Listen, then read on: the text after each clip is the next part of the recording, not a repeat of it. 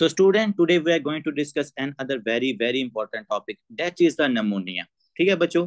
तो इंशाल्लाह आज नमोनिया जितनी बुक्स के अंदर जिस तरह भी लिखा हुआ है, इंशाल्लाह जो आपकी एफएमजी की बुक है, पैथोमा की बुक है, फर्स्ट एड की बुक है, मेडिसिन स्टेप 2 सीके की बुक है, या इसके अलावा भी अगर कोई बुक बचती है ना, तो उन तमाम चीज बुक से हमने मटेरियल निकाल के ना इंशाल्लाह आपकी इस लेक्चर के अंदर डाल दिया है। तो आपका काफी लेंथी ये लेक्चर होने वाला है। काफी लेंथी है, मतलब मेरे ख्याल में ना कोई 20-25 पीडीएफ बन जानी, स्लाइड्स बन जानी है तो लेकिन इंशाल्लाह इसके बाद फिर आपका पॉइंट कोई मिस नहीं होगा। आज आपकी काफी हद तक जो माइक्रो है ना, माइक्रो के ऊपर आज आपका काफी ज्यादा काम हो जाएगा कि आपको पता चलेगा निमोनिया किस वजह से हो सकता है, क्या इसकी टाइप्स हैं, कम्युनिटी एक्वायर्ड क्या होता है, हॉस्पिटल एक्वायर्ड क्या होता है। तो हर तरह के ऊपर इंशाल्लाह आज हम काम करेंगे और आई होप सो के ना आज आपको लेक्चर का मजा आएगा। ठीक है बच्चों, तो स्टार्ट करते हैं। सर सबसे पहले व्हाट इज द निमोनिया। बच्चे निमोनिया के लिए जो हम टर्म यूज करते हैं, निमोनिया हम कहते हैं कि आपके लंग्स के अंदर अगर कोई भी इंफेक्शन है ना, that is called the pneumonia. तो निमोनिया को डिफाइन क्या कहते हैं sir? Pneumonia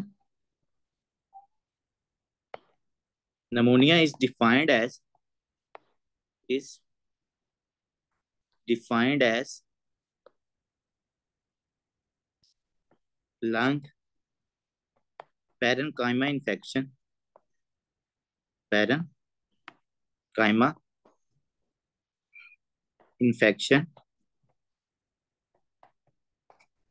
that cause different respiratory failure symptoms। ठीक है, अब रिस्पिरेटरी फेलियर सिम्टम्स का आपको पता है कि सर जब हमारे पास जो गैसियस एक्सचेंज है वो इंपेयर हो जाए, उसके लिए हम रिस्पिरेटरी फेलियर का टर्म यूज करते हैं। ठीक है बच्चों, तो यहाँ पर नमोनिया हम उसको कहेंगे जब आपके लंग्स के अंदर इन्फेक्शन हो जाए और उस इन्फेक्शन के वजह से क्या होगा, हमारे पास that cause different respiratory failure symptoms. तो आपको उस पेशेंट के अंदर एक तो इन्फेक्शन, चूंकि लंग इन्फेक्शन हो रहे हैं तो एक तो इन्फेक्शन वाली सिम्टम आएंगी, जैसे फीवर हो गया, चिल्स हो गया, वो वाली, और उसके बाद रिस्पिरेटरी फेलियर वाली सिम्टम आ गई। ठीक है, पेशेंट में हाइपोक्सीमिया हो रहा है, हाइपर कैपनिया क्रिएट हो रहा होता है, तो उसके अकॉर्डिंग पेशेंट के अंदर सिम्टम आएंगी। तो निमोनिया बच्चों क्या होता है सर, अगर हमारे ब्यूटीफुल लंग्स के अंदर इन्फेक्शन हो जाए, वो कोई भी इन्फेक्शन हो सकता है, it can be bacterial, it can be viral, it can be fungal, it can be parasitic. बच्चों कोई भी इन्फेक्शन हो सकता है। ठीक है, अगर वो हमारे पास लंग के पैरेंकाइमा एलोविलाई को वो डैमेज करके इन्फेक्शन काज कर रहा है, उसके लिए हम टर्म यूज करेंगे डेट इज द निमोनिया। फिर आप कहेंगे सर ट्यूबरक्लोसिस में भी तो इन्फेक्शन होता है, तो फिर हम उसको निमोनिया क्यों नहीं कह रहे, हम उसको ट्यूबरक्लोसिस क्यों कहते हैं? बच्चों ट्यूबरक्लोसिस हम उसको, जो उसके बैक्टीरिया का नाम है ना, उसके उससे रिलेटेड होने की वजह से हम उसको ट्यूबरक्लोसिस कहते हैं। अब जो टीबी डिजीज का नाम है ना, वो उसके बैक्टीरिया की वजह से उसका नाम है। कि अगर आपके लंग्स के अंदर माइकोबैक्टीरियम ट्यूबरक्लोसिस की वजह से आपको इन्फेक्शन हो रहा है, that is called the tuberculosis. अगर उसके अलावा किसी और बग की वजह से हो रहा है, मैंने आपको क्या जनरल टर्म बता रही बच्चों, bacteria, aerobic bacteria, anaerobic bacteria, typical bacteria, atypical bacteria, उसके बाद वायरसेस, फंगल, पैरासाइट, जिस भी, उसके अलावा प्रोटोजोन्स। ठीक है, जिस भी वजह से इन्फेक्शन होगा ना आपके लंग के अंदर टीबी के अलावा, वो क्या कहलाएगा sir, that is called the pneumonia. Next बच्चों हम बात डिस्कस करते हैं कि सर ये जो हमारे पास निमोनिया होता है, ये निमोनिया किस वजह से होता है, या जो बैक्टीरिया आपके लंग्स के अंदर गया है, या बग। देखो मैं जब वर्ड यूज करता हूँ ना बग का, इसका मतलब है वो बैक्टीरिया हो सकता है, वो वायरस हो सकता है हमारे पास, वो आपके पास पैरासाइट्स हो सकता है। उसके लिए मैं एक जनरल टर्म यूज कर देता हूँ, डेट इज द बग। ठीक है, तो यहाँ पर जब आपके बग लंग के अंदर जाएगा तो क्या करवाएगा, निमोनिया काज करवा देगा। अब हमने देखना है सर मैकेनिज्म, कि कौन से ऐसे मैकेनिज्म्स हैं जिनके जरिए जो बैक्टीरिया है वो आपके लंग्स के अंदर जा सकते हैं। बच्चों सबसे पहले तो अगर मैं इनहेलेशन करूं, सबसे पहले क्या करें, अगर हम इनहेलेशन करें ना, लेट्स सपोज आपके पास जो डस्ट पार्टिकल है, या जो हमारे पास एयर है, या आपके पास वाटर के ड्रॉपलेट्स हैं, अगर हम उनको इनहेल करें और उस इन्वायरमेंट के अंदर क्या हो, बैक्टीरिया प्रेजेंट हो, वो बैक्टीरिया क्या करेंगे, आपके लंग्स के अंदर जाएंगे। सर अगर वो हमारे पास लंग्स के अंदर जाएंगे तो बच्चों वो क्या करेंगे, they can cause the infection. ठीक है, तो पहले हमारे पास जो मैकेनिज्म हो सकता है जिसकी वजह से आपको नमोनिया हो सकता है बच्चों, वो कौन सा होता है sir, that is the inhalation. ठीक है, इनहेल करके हम बैक्टीरिया को अपने लंग्स के अंदर लेके जा सकते हैं। दूसरा नंबर पे बच्चों आता है एस्पायरेशन। दूसरा क्या हो सकता है हमारे पास, एस्पायरेशन। अगर आप कोई चीज को अपने लंग्स के अंदर क्या करो, इनहेल कर लो। जैसे हमने कहा था ना कि सर अगर कोई पेशेंट हमारे पास आईसीयू के अंदर है या कोमा के अंदर है, या पेशेंट क्रोनिक डिजीज वेंटिलेटर के ऊपर है, तो अगर ओरल फिरेंजियल मतलब ओरल कैविटी से कोई मटेरियल या हमारे पास स्टमक से बैक शंट करके कोई आपके पास फूड का पार्टिकल लंग्स के अंदर चला जाए, या आपके पास ब्लड के सेल्स चले जाएं रेड ब्लड आपके लंग्स के अंदर, तो अगर मैं किसी चीज को एस्पायर करके क्या करता हूँ, इन्फेक्शन काज करते हैं, तो बच्चों that is the aspiration route of administration, जिसकी वजह से आपको क्या हो सकता है, इन्फेक्शन हो सकता है। ठीक है। तीसरे नंबर पर बच्चों हिमेटोजीनस, तीसरे नंबर हम क्या लिख देते हैं, हिमेटोजीनस, मतलब कि ब्लड के जरिए भी आपके पास क्या हो सकता है, इन्फेक्शन हो सकता है। वो कैसे, देखो अगर एक पेशेंट है हमारे पास, वो आईवी ड्रग अब्यूजर है, क्या है वो पेशेंट, आईवी ड्रग अब्यूजर, और आपको पता है आईवी ड्रग अब्यूजर के अंदर डिफरेंट टाइप की डिजीजेज हो सकती हैं, एचआईवी हो सकता है, हेपेटाइटिस बी हो सकता है, उस पेशेंट के अंदर इन्फेक्टिव एंडोकार्डाइटिस हो सकता है, और उस पेशेंट के अंदर बच्चों नमूनिया भी हो सकता है। तो जो तीसरा मैकेनिज्म है जिसकी वजह से आपको नमूनिया हो सकता है, वो है रूट आपके ब्लड वाला रास्ता। कि अगर ब्लड के अंदर कोई इन्फेक्शन आया, वो अगर मेरे पास लंग्स को आके इन्फेक्ट कर दे और लंग्स के अंदर इन्फेक्शन काज कर दे, so that is also the mechanism that can lead towards the pneumonia. ठीक है बच्चों। चौथे नंबर पर आते हैं mucociliary escalator dysfunction, mucociliary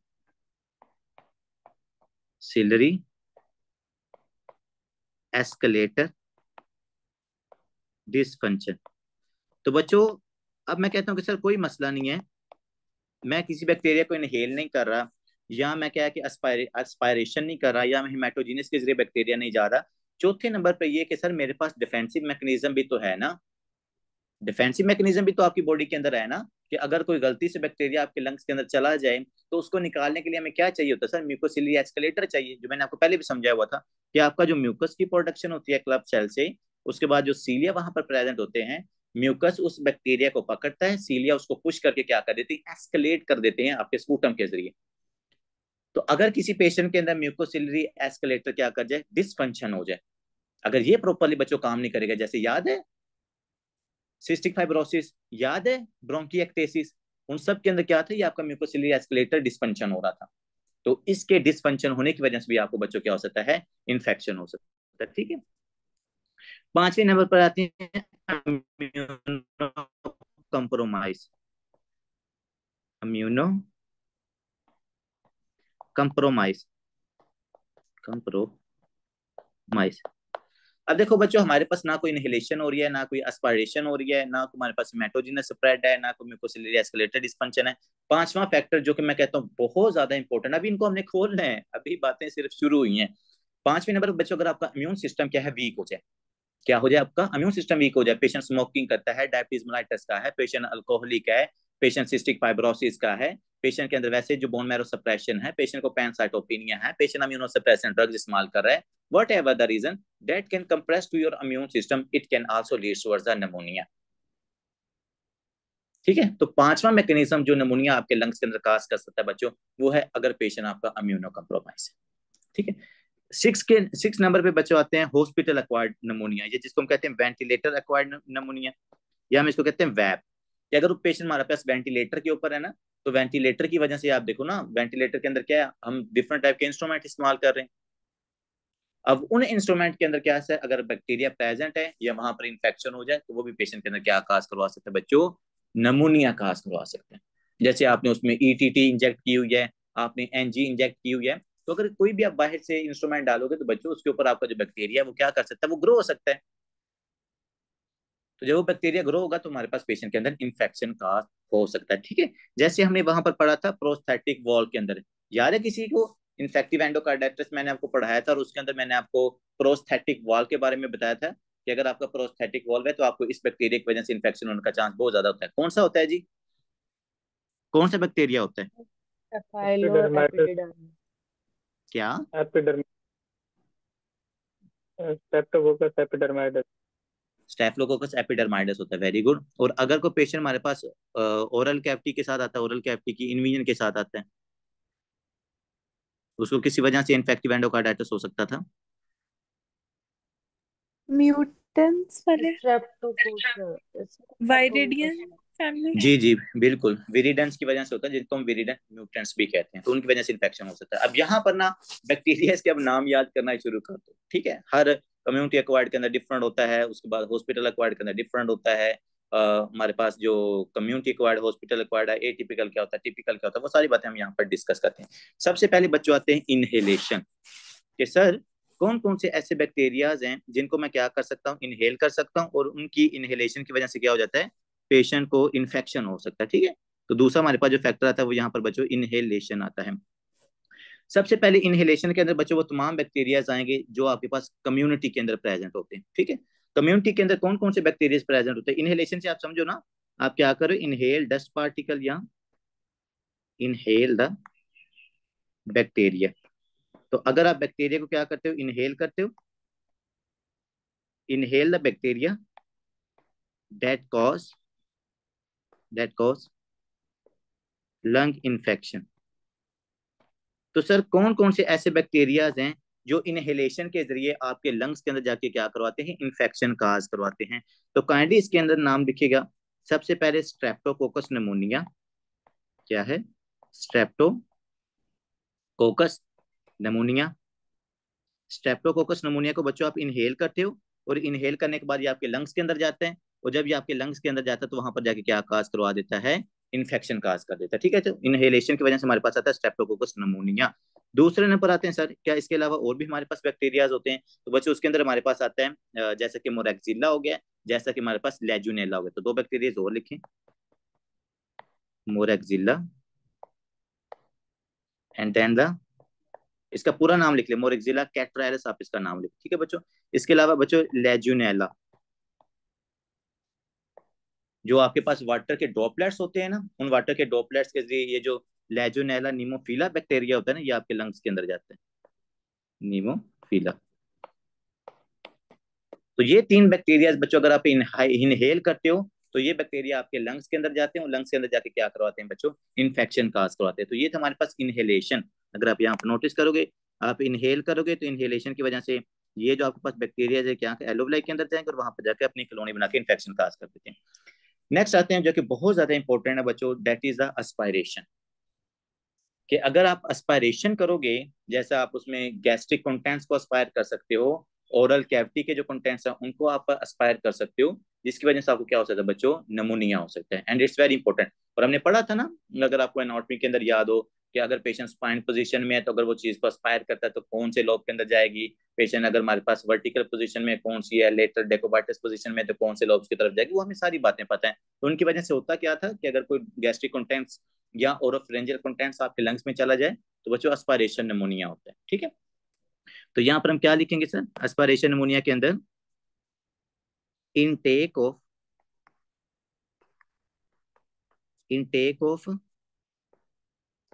oropharyngeal contents, oropharyngeal contents और गैस्ट्रिक कंटेंट्स। और ये इतना मजे का कंसेप्ट है ना, अभी हम थोड़ा थोड़ा इसके बारे में डिस्कस करें, अभी हमने बहुत डिटेल में इनको डिस्कस करना है। Intake of the oropharyngeal contents और द गैस्ट्रिक कंटेंट्स। तो बच्चों अगर गैस्ट्रिक कंटेंट्स आप क्या करोगे, इनटेक करोगे अपने लंग्स के अंदर, तो जो क्या करवा सकते हैं, एस्पायरेशन निमोनिया काज करवा सकते हैं। यहाँ पर बच्चों आपने दो तीन बैक्टीरिया के नाम लिखने हैं जिसकी वजह से आपको एस्पायरेशन निमोनिया होने का सबसे ज्यादा चांस होता है। इसमें सबसे पहले आपने लिखना है क्लेब्शियला। कौन सा बैक्टीरिया सर लिखना हमने, क्लेब्शियला नीमोफिला, इसका पूरा नाम होता है क्लेब्शियला निमोनिया। अगर आपसे कोई बंदा पूछता है कि हाँ भाई एस्पायरेशन निमोनिया की वजह से कौन सा बैक्टीरिया इन्फेक्शन काज करता है, तो पहले नंबर पर आपने लिखना है क्लेब्शियला। दूसरे नंबर पर बच्चों आपने लिखने हैं एनारोब्स, जो आपके ओरल कैविटी के अंदर एनारोब्स पाए जाते हैं ना। अगर आप ओरल कैविटी को कंटेंट्स को इनहेल करोगे अपने लंग्स के अंदर, तो वे क्या करेंगे, ये एनारोब्स से जाके इन्फेक्शन काज करवाते हैं, और इसकी वजह से बहुत गंदी बदबू आती है उस पेशेंट के माउथ के अंदर से। ठीक है, अगर एनारोब्स की वजह से इन्फेक्शन।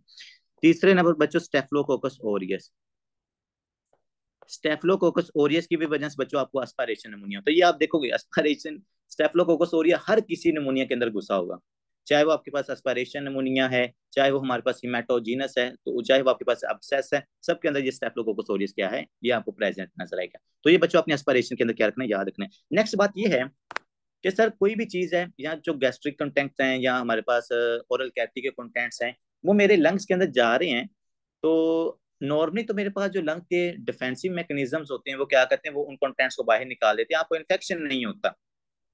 कौन से आपके प्रोटेक्टिव मैकेनिज्म है बच्चों? आपका कफ रिफ्लेक्स। तो अगर आपका कफ रिफ्लेक्स सही काम कर रहा है तो आपको उसी टाइम क्या आती है, कफ आती है, आप उनको कंटेंट्स को बाहर निकाल लेते हो। ये आपका डिफेंसिव मैकेनिज्म है। दूसरे नंबर पर कौन सा बच्चे? Gag reflex. अगर आपके पास कोई भी, आप देखो, आप खाते खाते अक्सर बात कर रहे होते हो ना, तो जब आप खा भी रहे हो साथ बात भी कर रहे हो साथ सोच भी रहे होते हो ना, तो हमारा जो एपिग्लोटस है ना वो क्लोज होना भूल जाता है, तो गैस्ट्रिक कंटेंट्स आपके लंग्स में चले जाते हैं। तो आप उसी टाइम क्या है, क्या आपको ये गैग रिफ्लेक्स एक्टिवेट होता है, तो आप क्या करते हो, उन कंटेंट्स को बाहर निकाल देते हो। तो ये हमारे पास ये भी प्रोटेक्टिव मैकेनिज्म होते हैं। तीसरे नंबर बच्चों स्वेल्विंग रिफ्लेक्स। तीसरे नंबर कि हम चीजों को क्या करते हैं, स्वॉलो करके एसोफेगस में फेंकते हैं। अगर हम स्वॉलो ना करेंगे तो वो हमारे पास ओरल कैविटी के, ये ओरल कैविटी से आपके ट्रेकिया के अंदर जा सकता है। आपने देखा ना कि हम एक बल्ब बनाते हैं, उस बल्ब को पूरा हम इन स्वॉलो करते हैं। तो अगर वो स्वॉल्विंग पूरा रिफ्लेक्स होता है, ईएनटी के अंदर पढ़ेंगे, अगर वो स्वॉल्विंग रिफ्लेक्स आपका इंपेयर हो जाए, फिर भी पेशेंट के अंदर रेस्पिरेशन निमोनिया हो सकता है। तो बच्चों पहले तो आपको ये तीन जो प्रोटेक्टिव मैकेनिज्म्स हैं आपको ये पता होना चाहिए, cough reflex, gag reflex and swallow reflex. अब अगर आप बच्चों आपके ये डिफेंसिव मैकेनिज्म्स काम नहीं सही से करेंगे, पेशेंट का कफ रिफ्लेक्स इंपेयर हो गया, पेशेंट का गैग रिफ्लेक्स इंपेयर हो गया, पेशेंट का स्वॉल्विंग रिफ्लेक्स इंपेयर हो गया, बच्चों अगर ये रिफ्लेक्सेस आपके इंपेयर हो जाएंगे, if there is impairment, if there is impairment of defensive mechanisms, अगर आपके डिफेंसिव मैकेनिज्म इंपेयर हो जाएं तो उसकी वजह से फिर बच्चों आपको क्या हो जाएगा, अस्पायर आप कर लोगे चीजों को, तो यहाँ पर हमारे पास अस्पायरेशन हो जाएगी। अब कफ रिफ्लेक्स या गैग रिफ्लेक्स या स्वॉल्विंग रिफ्लेक्स बच्चों ये आपके इंपेयर कैसे हो सकते हैं, यहाँ तो डायरेक्टली डैमेज हो जाए, या इसके अलावा अगर कोई पेशेंट क्या ले रहा है, ओपियोइड्स का इंटेक कर रहा है, या सीएनएस डिप्रेशन ड्रग्स का इंटेक कर रहा है, सीएनएस डिप्रेशन, क्योंकि ये वाली जो ड्रग्स होती हैं ये आपके ब्रेन के अंदर जाकर जो कफ रिफ्लेक्स का सेंटर है, जो गैग रिफ्लेक्स का सेंटर है, जो स्वॉल्विंग रिफ्लेक्स का सेंटर है, उनको ये सप्रेस कर देती हैं ये वाली ड्रग्स। तो अगर कोई पेशेंट लॉन्ग टाइम से ओपियोइड्स इस्तेमाल कर रहा है या सीएनएस डिप्रेशन ड्रग इस्तेमाल कर रहे हैं, तो बच्चों उनके ये रिफ्लेक्सेस इंपेयर होंगे, और अगर उनके ये रिफ्लेक्सेस इंपेयर होंगे तो उन पेशेंट्स के अंदर एस्पायरेशन निमोनिया हो सकता है। ठीक है, जैसा कि हमने पढ़ा था जी डॉक्टर साहब का, गैग रिफ्लेक्स के अंदर कौन सी नर्व्स आपकी इन्वॉल्व होती हैं? Sir sir 10 vagus nerve. And sir उसमें तो 10-10 ही था या 9-10 था, थोड़ा इसमें 9-10 कंफ्यूजन होता है, रहता है। कफ के अंदर 10 होता है, इसके अंदर 9-10 होता है। एफरंट लिम्ब था जो इसका, वो ग्लोसोफ्रेंजियल लेके जा रही थी, जो इफरंट था वो वेगस लेके आ रही थी। ठीक है बच्चों, तो ये था हमारे पास एस्पायरेशन निमोनिया, बैक्टीरिया के नाम देख लिए, हमने रिफ्लेक्सिस को देख लिए। आगे आते हैं mucociliary escalator. Sir mucociliary escalator is an also protective mechanism, mucociliary escalator is also an protective mechanism। ये आपको कैसे प्रोटेक्ट करता है सर? ये हमारे पास डस्ट पार्टिकल्स, यहाँ पर मैं लिख लेता हूँ, चलें, डस्ट पार्टिकल हो गए या उसके अलावा बग्स हो गए, ये बैक्टीरियाज वायरसेस हो गए, ठीक है, ये इनको क्या करता है, कैप्चर, कैच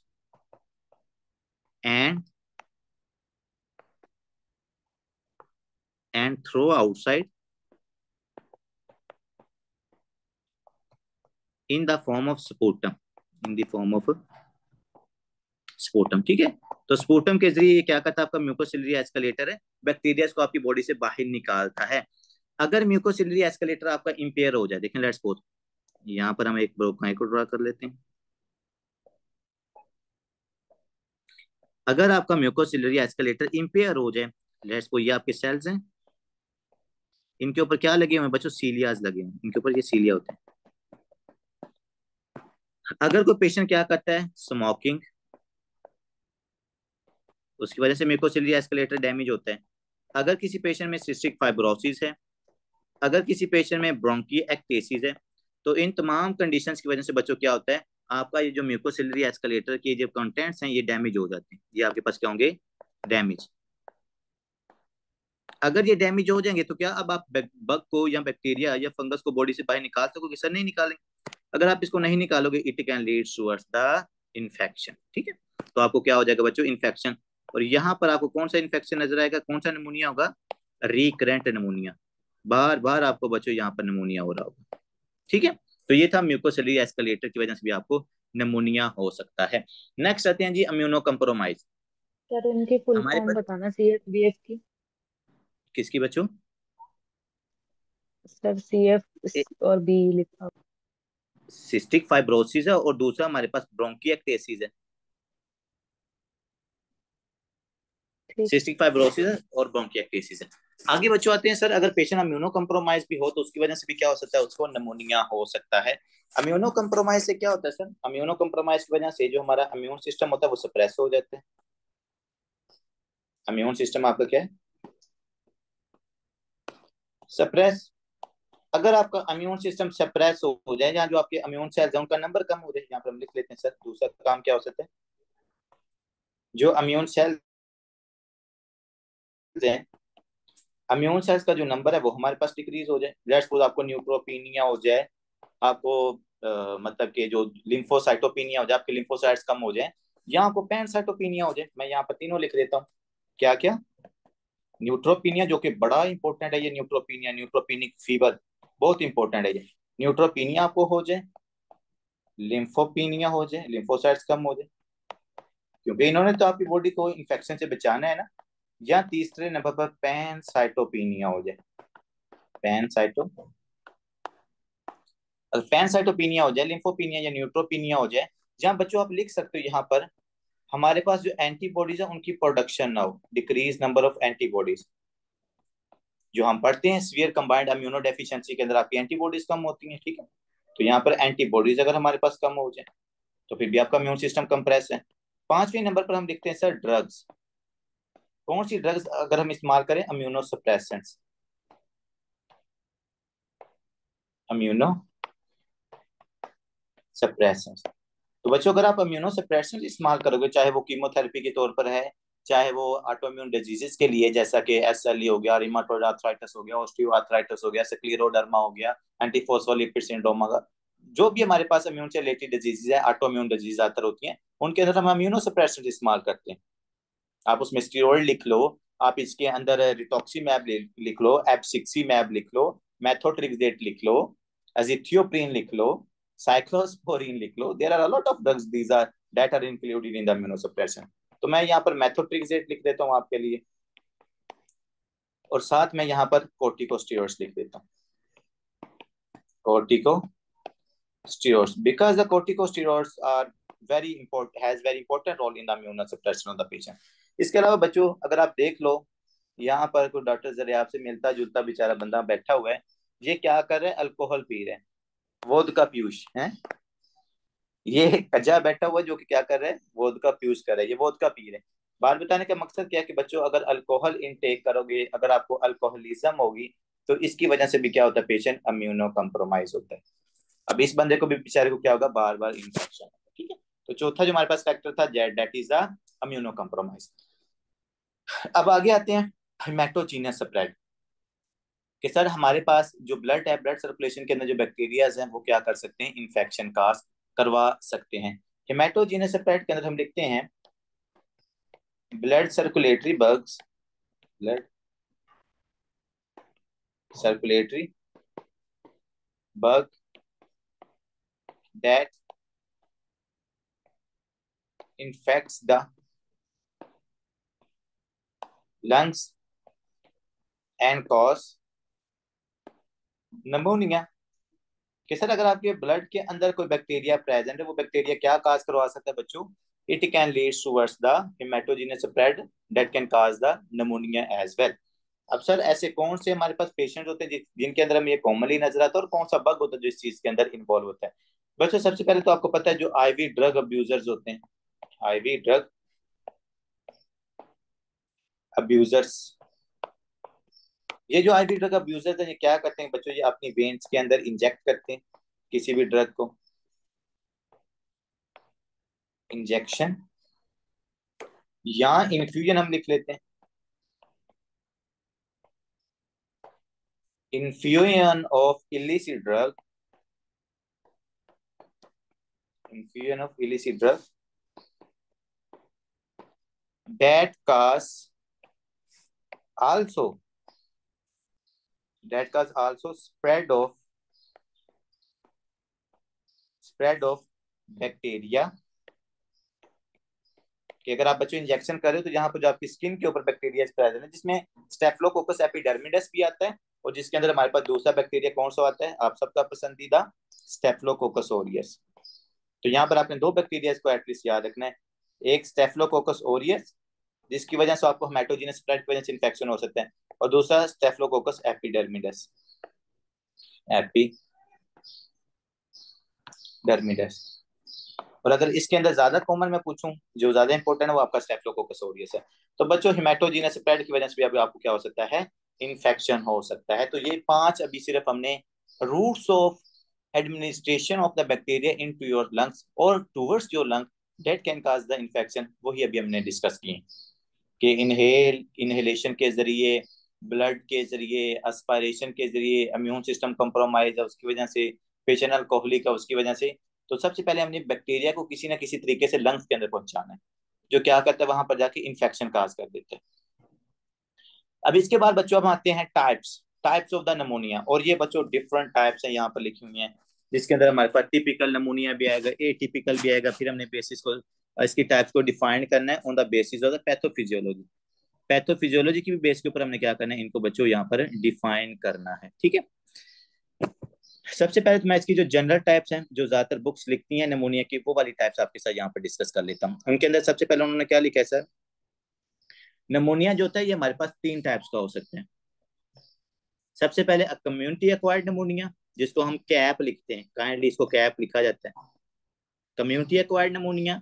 नंबर 2 के ऊपर बच्चों हैप है, हॉस्पिटल एक्वायर्ड नमूनिया है, and the number 3 is the aspiration नमूनिया।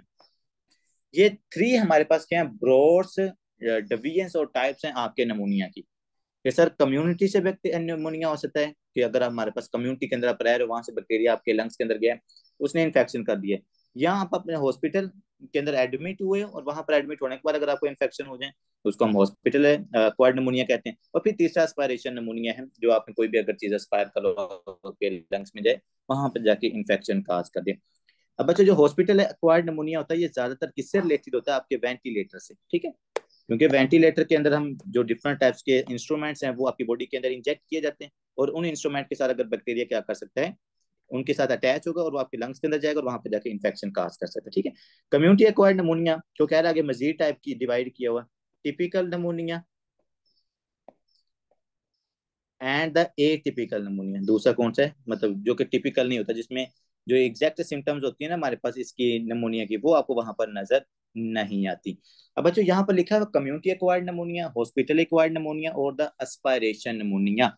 Kindly यहाँ पर भी बैक्टीरिया के नाम लिख लें, मैं ऊपर आपके लिए लिख देता हूँ कि कम्युनिटी एक्वायर्ड नमूनिया कौन कौन से बैक्टीरियाज हैं जो कम्युनिटी के जरिए आपकी बॉडी के अंदर इन्फेक्शन काज करते हैं। उसमें सबसे पहले है स्ट्रेप्टोकोकस नमूनिया। काइंडली इस बैग का नाम ना भूलिएगा, ये मोस्ट कॉमन काज है नमूनिया का इन अडल्ट, स्ट्रेप्टोकोकस नमूनिया। स्ट्रेप्टोकोकस नमूनिया क्या काज करवाता है doctor Faiz, sir community acquired नमूनिया। इसके अलावा और कौन सा बग है जो कम्युनिटी एक्वायर्ड नमूनिया बच्चों आपको काज करवा सकता है, वो मैंने आपको शायद ऊपर भी लिखा है, मोरेक्सिला कैट्रेलस। ये भी कम्युनिटी एक्वायर्ड नमूनिया करवाता है, मोरेक्सिला कैट्रेलस, ठीक हो गया। तीसरे नंबर मैंने आपको लिखवाया था लेजुनेला निमोफिला, लेजुनेला निमोफिला, ये मैं इसके लिए एलपी लिख देता हूँ, ठीक है। ये जो एसएमएल है ना, जो कम्युनिटी एक्वायर्ड के लिए अगर आपने इसका निमोनिक याद करना है तो ये हमारे पास एसएमएल है, मैंने इसको एसएमएल के नाम से याद किया हुआ था, ठीक है। एसएमएल स्ट्रेप्टोकोकस निमोनिया, मोरेक्सिला कैट्रेलस है, लेजुनेला निमोफिला है। ये तीनों बच्चों कम्युनिटी एक्वायर्ड निमोनिया काज करवाते हैं, और इनमें सबसे इंपॉर्टेंट है, इस वर्ग का नाम आपने नहीं बोलना, डेट स्ट्रेप्टोकोकस निमोनिया। मैं जब आपको माइक्रो पढ़ाऊंगा ना तो सबसे ज्यादा जो मैं एम्फिसाइज करने वाला हूँ वो 2-3 बैक्टीरिया के ऊपर करेंगे। एक तो स्टेफिलोकोकस ओरियस है, उसके बाद स्टेप्टोकोकस निमोनिया है, और एक हमारे पास होता है हीमोफाइलस इन्फ्लुएंजा। ये जो बच्चों 3 बैक्टीरिया हैं, बहुत very very important in microbiology. क्योंकि जो स्टेप्टोकोकस निमोनिया ना, आपको मजे अगर मैं थोड़ी सी बात बताऊं ना, streptococcus pneumonia most common cause of the pneumonia in adult. Streptococcus pneumonia is the most common cause of otitis media. Streptococcus pneumonia is the most common cause of meningitis in adults. Streptococcus pneumonia is the most common cause of sepsis in adults. तो ये चार जो हमारे पास infection हो रहे हैं वो इसी बैक्टीरिया की वजह से होते हैं, और ये सबसे ज्यादा कॉमन काज होता है उनका। इसका जो निमोनिक है ना, इनको याद रखने का, वो भी एक निमोनिक है, दैट इज अ मोप्स। कि जो स्ट्रेप्टोकोकस निमोनिया है ये मोप्स काज करवाता है, meningitis, otitis media, pneumonia and the sepsis. तो ये हमारे पास थे कम्युनिटी एक्वायर्ड निमोनिया। आगे बच्चों आते हैं हॉस्पिटल एक्वायर्ड निमोनिया के अंदर कौन कौन से बैक्टीरिया होते हैं। क्योंकि भाई जब तक आपको बैक्टीरिया का नहीं ना पता चलेगा तो आगे आप उसका क्या ही ट्रीटमेंट करोगे। क्योंकि कम्युनिटी एक्वायर्ड निमोनिया के अंदर बच्चों आपका ट्रीटमेंट चेंज है, हॉस्पिटल एक्वायर्ड के अंदर हमारे पास ट्रीटमेंट चेंज है। हॉस्पिटल एक्वायर्ड निमोनिया के अंदर ज्यादा खतरनाक बैक्टीरियाज होते हैं। सर हॉस्पिटल एक्वायर्ड निमोनिया के अंदर कौन कौन से बग आते हैं जरा बता दें। सबसे पहले सबका बाप कौन सा, मरसा, मेथिसिलिन रेजिस्टेंस स्टेफिलोकोकस ऑरियस, ये सबसे कॉमन काज है हॉस्पिटल एक्वायर्ड निमोनिया का। इसके अलावा बच्चों आता है दूसरे नंबर सूडोमोनस, यहाँ पर लिख लो, नंबर 1 मरसा, नंबर 2 सूडोमोनस। सूडोमोनस अगर इसका आपने पूरा नाम लिखना है तो सूडोमोनस एरोजिनोसा इसका पूरा नाम होता है, ठीक है। और तीसरे नंबर पर जो हमारे पास हैप होता है हॉस्पिटलाइज एक्वायर्ड निमोनिया काज करवाने बैक्टीरिया, बच्चों वो होता है क्लेब्शियला। क्योंकि ये जो क्लेब्शियला है ना, ये आपकी जो इंटेस्टाइन है ना उसका नॉर्मल फ्लोरा का पार्ट होता है। तो अगर पेशेंट हॉस्पिटलाइज है ना तो उसके अंदर जब इंटेरी कंटेंट्स जाएंगे आपके लंग्स के अंदर तो इनके जाके ये अंदर इन्फेक्शन काज करवा सकता है, ठीक है बच्चों। ये चीज क्या रखनी है आपने यहाँ पर याद रखनी है। Kindly don't forget this beautiful bacteria that is a मर्सा and the Pseudomonas. फिर आपने इनके अकॉर्डिंगली क्या करना होता है, ट्रीटमेंट करना है। एक बात और लिख लीजिए, हॉस्पिटल एक्वायर्ड निमोनिया सर हमने कब इसको डिक्लेयर करना है। पेशेंट आपका हॉस्पिटल में आए, ये नहीं कि बंदा हॉस्पिटल गया था तो उसके उधर जाके उसको इन्फेक्शन हो गया तो उसको हमने हॉस्पिटलाइज एक्वायर्ड निमोनिया काज करवा दिया, ऐसी बात नहीं है। पेशेंट हॉस्पिटल में गया है अगर और मोर देन 48 आवर्स अगर उसने हॉस्पिटल में क्या किए, स्पेंड किए ना, मतलब वहां पर एडमिट है वो 3-4 दिन से, और अगर उसके बाद इन्फेक्शन हो रहा है, इसका क्या मतलब होगा कि भाई इस पेशेंट के अंदर हॉस्पिटल एक्वायर्ड निमोनिया हो सकता है। More than 48 hours, kindly kindly don't forget about this. 1-2 घंटे से ये नहीं, अक्सर मैंने लोगों को देखा हुआ वो कहते हैं कि जी मैं पता लेने गया था मुझे इन्फेक्शन हो गया, तो वो क्या हमारे पास हॉस्पिटल एक्वायर्ड निमोनिया होगा? नहीं भाई ऐसा नहीं होगा। हॉस्पिटल एक्वायर्ड निमोनिया तब होगा, इसका क्राइटेरिया ये कि अगर कोई बंदा हॉस्पिटल में 48 आवर से ज्यादा टाइम स्पेंड करता है और अगर उसके बाद उसको इन्फेक्शन होता है, वो हॉस्पिटल एक्वायर्ड निमोनिया होगा। इसके अलावा जो होगा वो कम्युनिटी एक्वायर्ड निमोनिया के अंदर इंक्लूड हो जाता है, ठीक है बच्चों। अब आगे आते हैं सर नंबर 3, एस्पायरेशन निमोनिया। बच्चों एस्पायरेशन निमोनिया का क्या मतलब, वही मैंने आपको बताया कि जो जो चीजें आप क्या करोगे, एस्पायर करोगे। क्या क्या चीजें आप एस्पायर करोगे जी? लेट्स सपोज गैस्ट्रिक कंटेंट्स हैं, लेट्स सपोज हमारे पास जो ओरल फेरेंजियल कंटेंट्स हैं, ये सारे अगर मैं क्या करता हूँ एस्पायर करूँ तो एटिपिकल एस्पायरेशन निमोनिया का नाम लिख लो बैक्टीरिया के। यहाँ पर भी इसके अंदर आएगा स्टेफिलोकोकस ऑरियस, कहा था ना कि ये हर जगह पे होता है। एनारोब्स, एनारोब्स बैक्टीरिया, उसके बाद क्लेब्शियला, ठीक है। क्लेब्शियला भी क्या करवाता है, ये एस्पायरेशन निमोनिया भी काज करवाता है। काइंडली ये चीज आपने यहाँ पर याद रखनी है। नेक्स्ट आते हैं कि सर हमारे पास जो और एक टिपिकल नमूनिया होता है, एक हमारे पास होता है ए टिपिकल नमूनिया।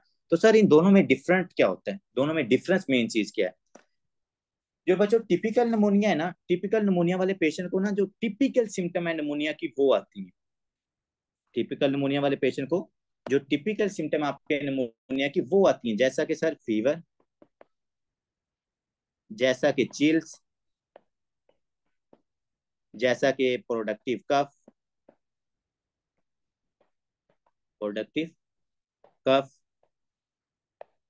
जैसा कि डिस्निया, शॉर्टनेस ऑफ ब्रेथ, ठीक है बच्चों।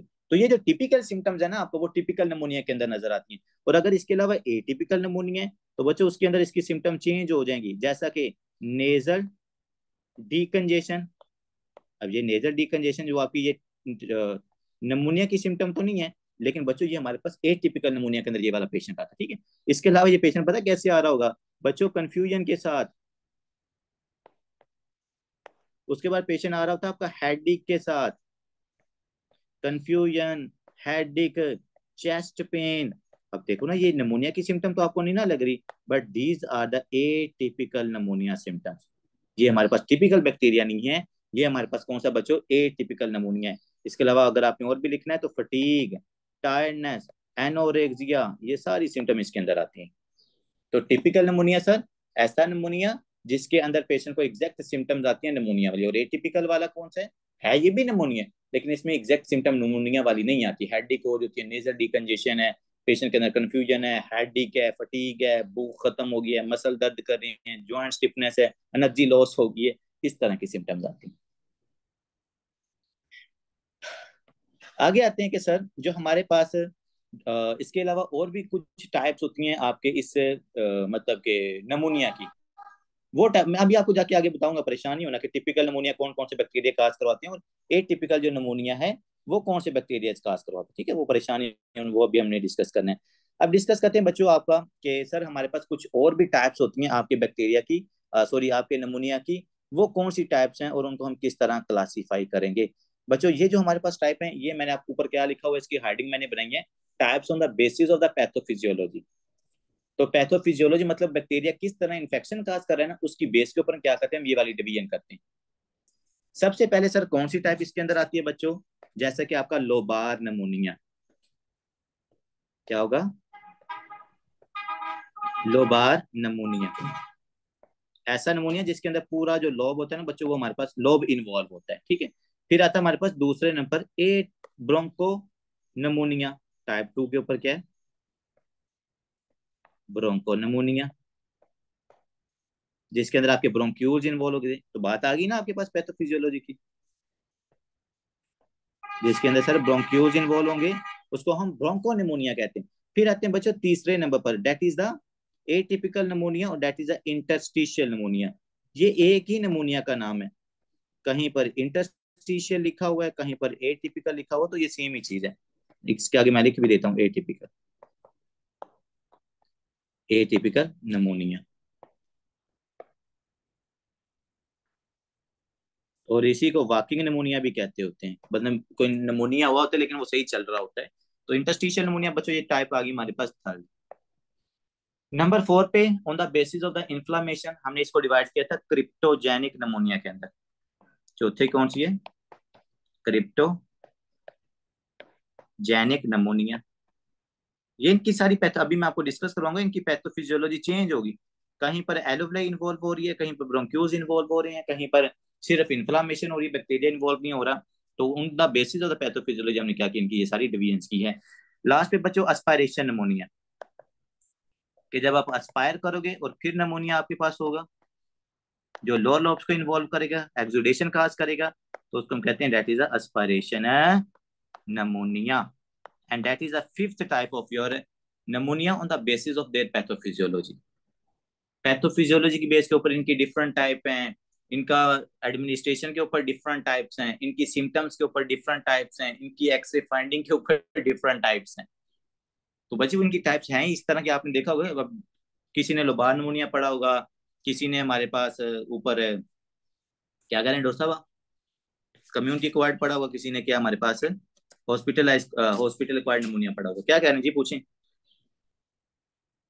यार सर इन टिपिकल निमोनिया को भाई ये सारे टिपिकल हैं, ये जो हम पढ़ेंगे ना ज्यादातर ये सारे टिपिकल ही होंगे, जो ए टिपिकल होंगे वो मैं आपको जाके लास्ट पे लिखवा दूंगा। ठीक है, जो आपके सर पास यहाँ एक माइक्रो, जो टिपिकल लिखा हुआ ये तो नहीं है? कौन सा ए टिपिकल लिखा हुआ है डॉक्टर साहब, अभी आपको समझ आ जाएगी। अभी आपको बैक्टीरिया के नाम लिखाऊंगा ना जो आपको ए टिपिकल नमूनिया काज करते हैं, आपको मजीद समझ आ जाएगी। आगे आते हैं बच्चों लोबार नमूनिया।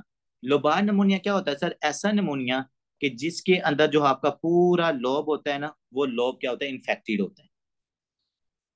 लोबार नमूनिया क्या है सर, अगर मैं एक्सरे कराऊं पेशेंट का पूरा जो लोब है, वो पूरा लोब अगर इन्फेक्टेड होगा तो उसको मैं क्या नाम दूंगा, एलपी। ये एलपी लुम्बर पंचर भी होता है, ये एलपी लोबार नमूनिया भी होता है। ठीक है, तो ये हमारे पास पूरा लोब यहाँ पर इन्वॉल्व होता है।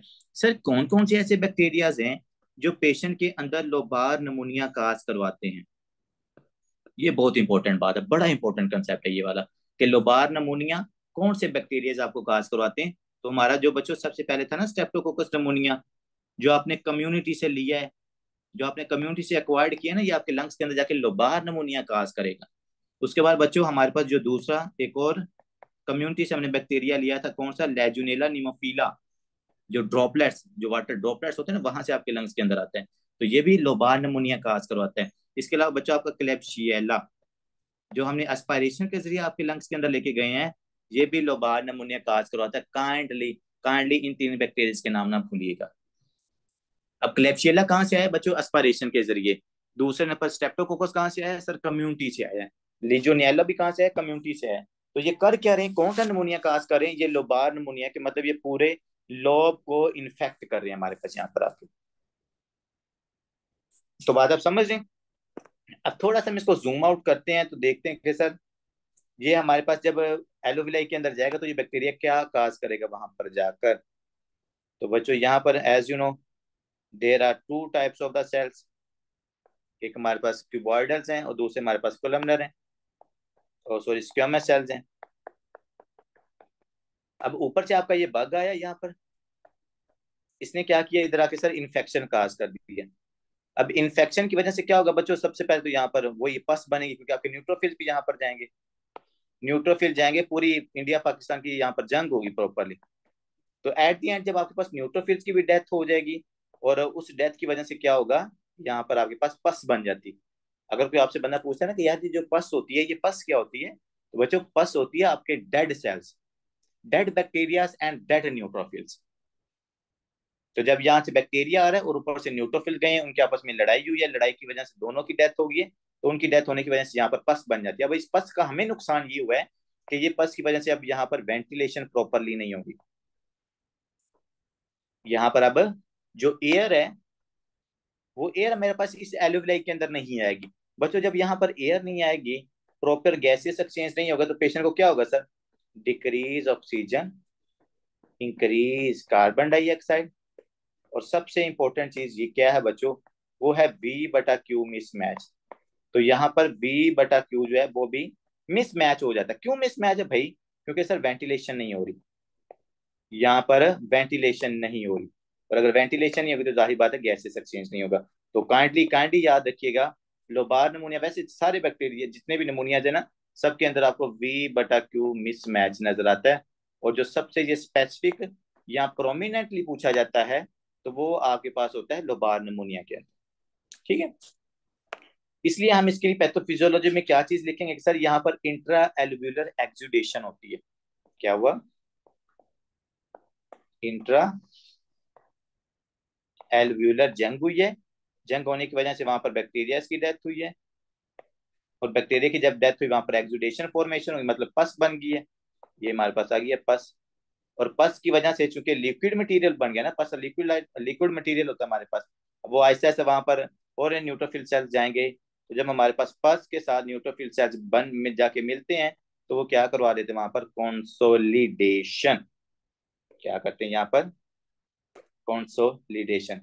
कंसोलिडेशन क्या होता है बच्चों, sir the sum of pus plus the inflammatory cells, liquid like भी है और ऊपर न्यूट्रोफिल सेल्स भी इकट्ठे हो गए। तो अब जितनी डेंसिटी यहाँ पर होगी, इतनी डेंसिटी आपके पास ये जो नॉर्मल न्यूट्रोफिल है ना उसके अंदर नहीं होगी, तो इसकी डेंसिटी ज्यादा है, यहाँ पर फ्लूइड ज्यादा है, इसकी वजह से फिर हमें जो टेक्टाइल पैरामीटर्स भी होता है ना वो इंक्रीज मिलता है। ठीक है बच्चों, तो ये था आपका लोबार नमूनिया।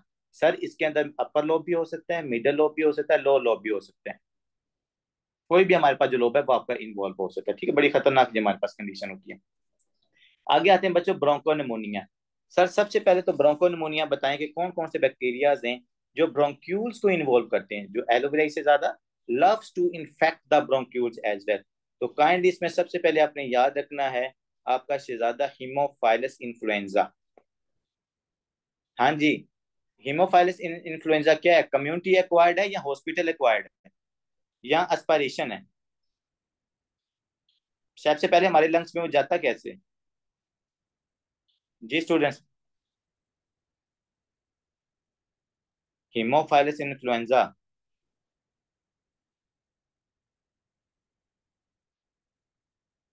क्या रखी होगी, कम्युनिटी एक्वायर्ड। कम्युनिटी एक्वायर्ड है। ये पूरे पूरे जो डॉम्स होते हैं, पूरे पूरे हॉस्टल होते हैं, वो सारे कम्युनिटी बंदों, सर। पूरे पूरे बच्चे अफेक्ट हो जाते हैं इससे, ठीक है। तो ये हमारे पास कम्युनिटी एक्वायर्ड निमोनिया है, हीमोफाइलस। और ये काज क्या करवाएगा, ये ब्रोंको निमोनिया काज करवाएगा, ठीक है। इसके अलावा बच्चों आपने दूसरे नंबर क्लेब्शियला, क्लेब्शियला अगर बंदा यंग है तो ब्रोंको निमोनिया काज करेगा, अगर वो एल्डर होता तो उसमें लोबार निमोनिया काज करवाता, ठीक है। इसके अलावा हमारे पास आपका फेवरेट कौन सा सर, स्टेफिलोकोकस ऑरियस। और इन अ स्मॉल अमाउंट हमारे पास जो स्टेफिलोकोकस निमोनिया है वो भी क्या काज करवाता है बच्चों, ब्रोंको निमोनिया काज करवाता है, ठीक है। अब देखो मैंने ना इनके इन्फ्लुएंस की बेस के ऊपर या क्वांटिटी की बेस के ऊपर ना इनका नंबर लिखा है। सबसे ज्यादा जो ब्रोंको निमोनिया काज करवाता है वो आपका हीमोफाइलस इन्फ्लुएंजा काज करवाता है। उसके बाद क्लेब्शियला, स्टेफिलोकोकस ऑरियस, और ये स्टेफिलोकोकस निमोनिया भी काज करवा सकते हैं। अगर आप देखो ना ऊपर वाले बैक्टीरिया के नाम नीचे भी सेम ही है, सिर्फ हीमोफाइलस इन्फ्लुएंजा ऐड हुआ है। तो ये चीज आपने याद रखनी है कि एक बैक्टीरिया वो दो दो पैथोफिजियोलॉजी को भी फॉलो कर सकता है, लेकिन ज्यादातर हीमोफाइलस इन्फ्लुएंजा के साथ ना रिलेट किया गया ब्रोंकोनिमोनिया को, तो ये याद रखिए। अगर यहाँ पर आप एक्सरे देखो तो बच्चों आपको क्या नजर आ रहा है सर, यहाँ पर हमें जो ब्रोंक्यूल्स है, ब्रोंक्यूल्स की इन्वॉल्वमेंट नजर आ रही है, ये देखो पैची ब्रोंक्यूल्स इन्वॉल्वमेंट, कोई आपको पूरा लोब आपको नजर नहीं आ रहा। इसी वजह से इसको हम क्या कहते हैं सर, दैट इज अ ब्रोंकोनिमोनिया। अगर आप इसके एंगल्स देखो ना तो एंगल्स बिल्कुल ठीक है, मतलब ये यहाँ पर प्लूरल अफ्यूजन या पल्मोनिया डीमा नहीं हुआ, ये हमें मल्टीपल ओपेसिटीज नजर आ रही हैं, तो ये पेशेंट हमारे पास ब्रोंकोनिमोनिया का हो सकता है। अगर ये इस तरह का लोब इन्वॉल्व होता, पूरा लोब आपका अफेक्टेड होता, तो वो लोबार निमोनिया होना था, ठीक है। काइंडली याद रखिएगा हीमोफाइलस इन्फ्लुएंजा जो है वो बड़ा इंपॉर्टेंट हमारे पास यहाँ पर, ठीक है।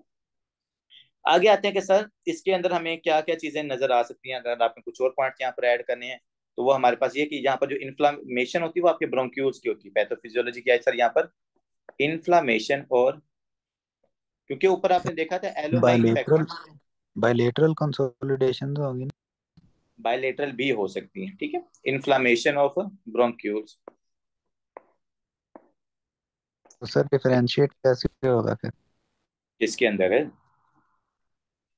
अगर यूनिलेटरल हुई इसमें कंसोलिडेशंस तो ये पक्का फिर ब्रोंकोनिमोनिया होगा। भाई, ये पक्का कच्चा दोनों हो सकते हैं। देखो हमारे पास ब्रोंकोनिमोनिया का ये नहीं कि यूनिलैटरल है, ये यूनिलैटरल भी हो सकता है, ये हमारे पास बायलैटरल भी हो सकता है, डिपेंड करता है ना। आप देखो आपका जो स्टेफिलोकोकस ऑरियस है वो सिर्फ राइट लंग में गया है तो आपके राइट लंग को इन्फेक्ट करेगा।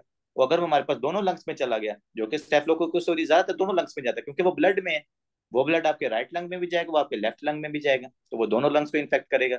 इसलिए हमें ब्रोंकोनिमोनिया यूनिलेटरल भी नजर आ सकता है, बायलेटरल भी नजर आ सकता है। It depends upon the site of bacteria, dose of the bacteria, okay. जो आगे जाकर आपको बताऊंगा डोज ऑफ बैक्टीरिया क्या मतलब होता है, ठीक है। तो यूनिलेटरल भी हो सकता है बच्चों, बायलेटरल भी हो सकता है। Inflammation of the bronchioles that cause the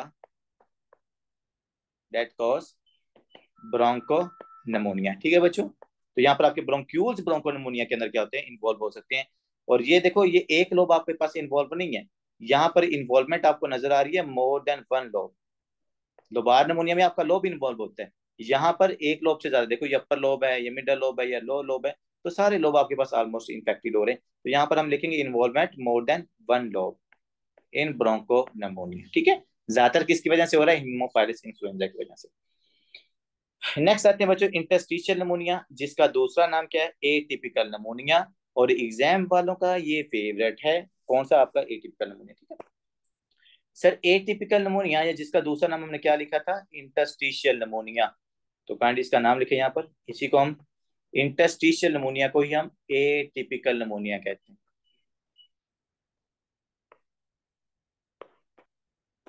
और अगर इसका एक और प्यारा सा मैं नाम लिख दूं बच्चों, इंटरस्टिशियल एटिपिकल निमोनिया को हम वॉकिंग निमोनिया भी कहते हैं, वॉकिंग निमोनिया।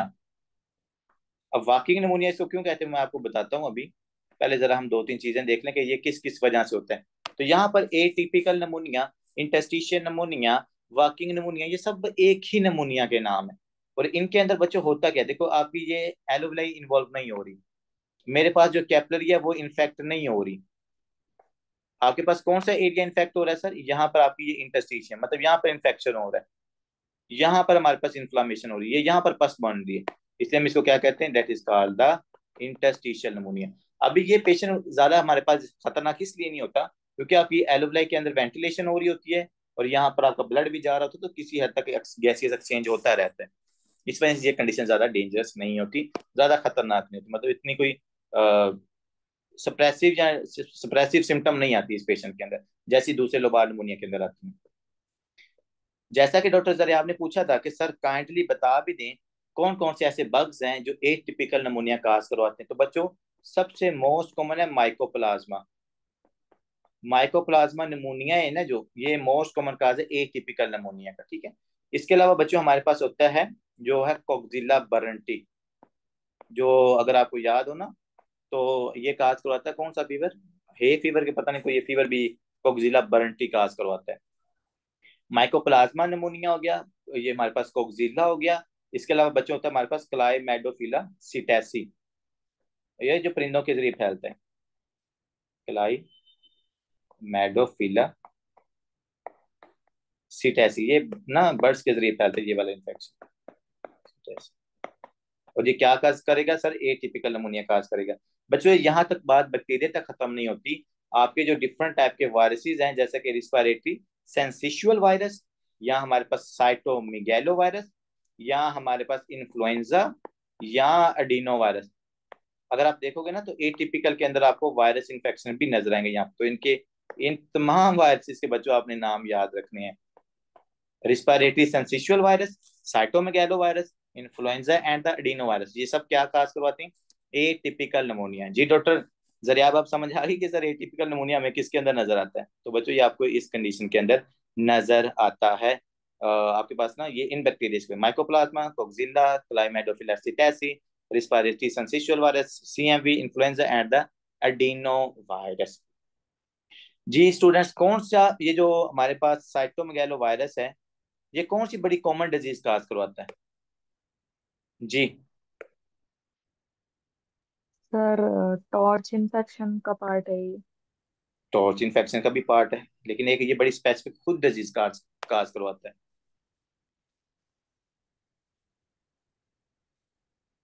इन्फेक्टियस मोनोन्यूक्लियोसिस का नाम सुना हो आपने, जिसका दूसरा नाम क्या है, इन्फेक्टियस, किसिंग डिजीज। बिल्कुल जी, इसका दूसरा नाम है किसिंग डिजीज, इन्फेक्टियस मोनोन्यूक्लियोसिस। तो मैंने आपको बताया था वो साइटोमेगैलो वायरस की वजह से होती है, और एक उसका एक भाई बहन एक और भी है, वो भी यही डिजीज काज करवाता है, ठीक है बच्चों। तो ये वाले बैक्टीरिया है जो एटिपिकल निमोनिया काज करवाते हैं। काइंडली काइंडली इसका एक्सरे देखिएगा, बहुत इंपॉर्टेंट है इसका एक्सरे। एक्सरे देख के डॉक्टर शिराज आपको क्या लग रहा है कि जो इसकी डिजीज होगी उसकी सिविरिटी क्या होगी, क्या बहुत ज्यादा, ये देखो एक्सरे तो बहुत खराब आ रहा है आपके पास, देखो तो एक्सरे देख के आपको क्या लग रहा है इस पेशेंट के अंदर काफी मल्टीपल सिम्टम आए होंगे जी, बताएं स्टूडेंट्स। जी सर। एक्सरे देख के आपको क्या लगता है इसमें किस तरह की सिम्टम होंगी पेशेंट में?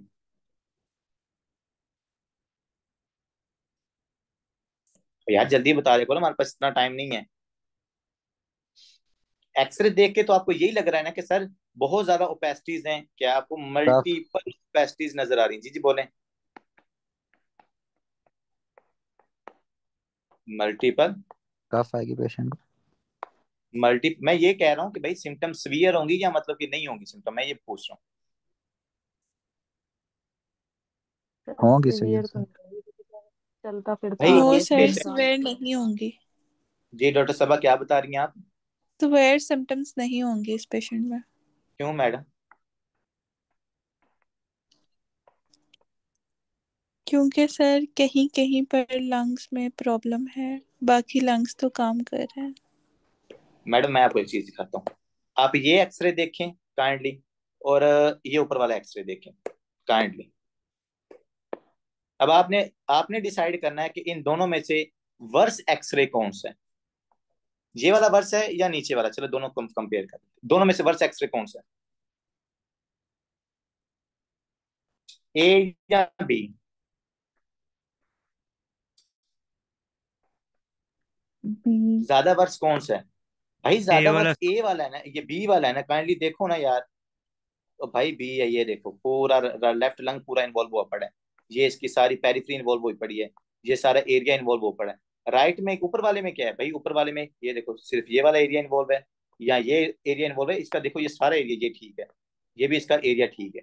इसमें तो हमें ठीक है कुछ नजर आ ही नहीं रहा। तो जो ज्यादा वर्स एक्सरे बच्चों आपको नजर आ रहे हैं ना, वो ज्यादा वर्स एक्सरे हमारे पास है नीचे वाला। सर बी वाले को ये एक्सरे टेकिपनिया ज्यादा, से होगा। जी जी टेकिपनिया भी हम करवा लेते हैं अभी। ज्यादा वर्स एक्सरे आपको नजर आता है वॉकिंग नमूनिया के अंदर या ए टिपिकल नमूनिया के अंदर। एक्सरे आपको वर्स नजर आएगा, एक्सरे देख के लगेगा कि भैया ये पेशेंट वैसे ही वेंटिलेटर के ऊपर होगा, लेकिन पेशेंट आपके सामने सही बैठा होगा। पेशेंट आपके सामने ठीक बैठा हुआ है, उसके एक्सरे देखकर आपको लग रहा है कि भाई बहुत वर्ष सिम्टम आई होंगी इस पेशेंट के अंदर।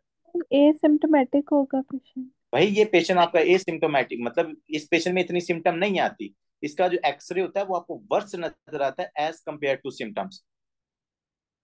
तो अगर अब आपसे कोई बंदा पूछता है कि भाई कौन सा ऐसा नमूनिया जिसमें आपको वर्ष एक्सरे नजर आता है लेकिन सिम्टम आपको उसमें कम नजर आती है, या बाजू का आपको एसिम्टोमेटिक नजर आता है, तो वो आपके पास होता है एटिपिकल नमूनिया, या जिसका दूसरा नाम है वॉकिंग नमूनिया। इसका इसीलिए नाम रखा हुआ है कि ये पेशेंट को अगर नमूनिया है वो स्टिल चल सकता है, उसमें इतनी सिम्टम नहीं आ रही होती, लेकिन एक्सरे आपको वर्ष नजर आता है क्योंकि बच्चों इंटरस्टिशियम, ये जो साइडों वाली है ना, ये इन्वॉल्वमेंट आपको नजर आ रही है। बाकी हम इस पेशेंट के अंदर मोस्ट ऑफ द केसेस के अंदर इसका ट्रीटमेंट नहीं किया जाता, पेशेंट 7 से 14 दिन के बाद ना, मतलब ये इसका एक्सरे नॉर्मल हो जाता है जब इन्फेक्शन ठीक होता है। तो काइंडली यहाँ पर मैं, अगर आप चाहते हो तो मैं लिख देता हूँ कि आपको इस पेशेंट के अंदर वर्स एक्सरे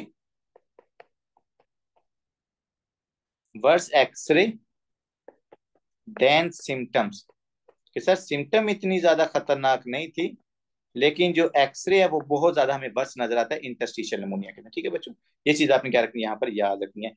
अब आते हैं बच्चों थोड़ा सा हम ना नॉन स्पेसिफिक सी बातें करते हैं। नॉन स्पेसिफिक सी बातों से मुराद ये है कि ये बड़ा ना एक अजीब सा हमारे पास pneumonia, that is a cryptogenic pneumonia. अब बच्चों क्रिप्टोजेनिक नमोनिया का क्या मतलब होता है? ये आपको बैक्टीरिया की वजह से नहीं होती, पहली बात तो ये।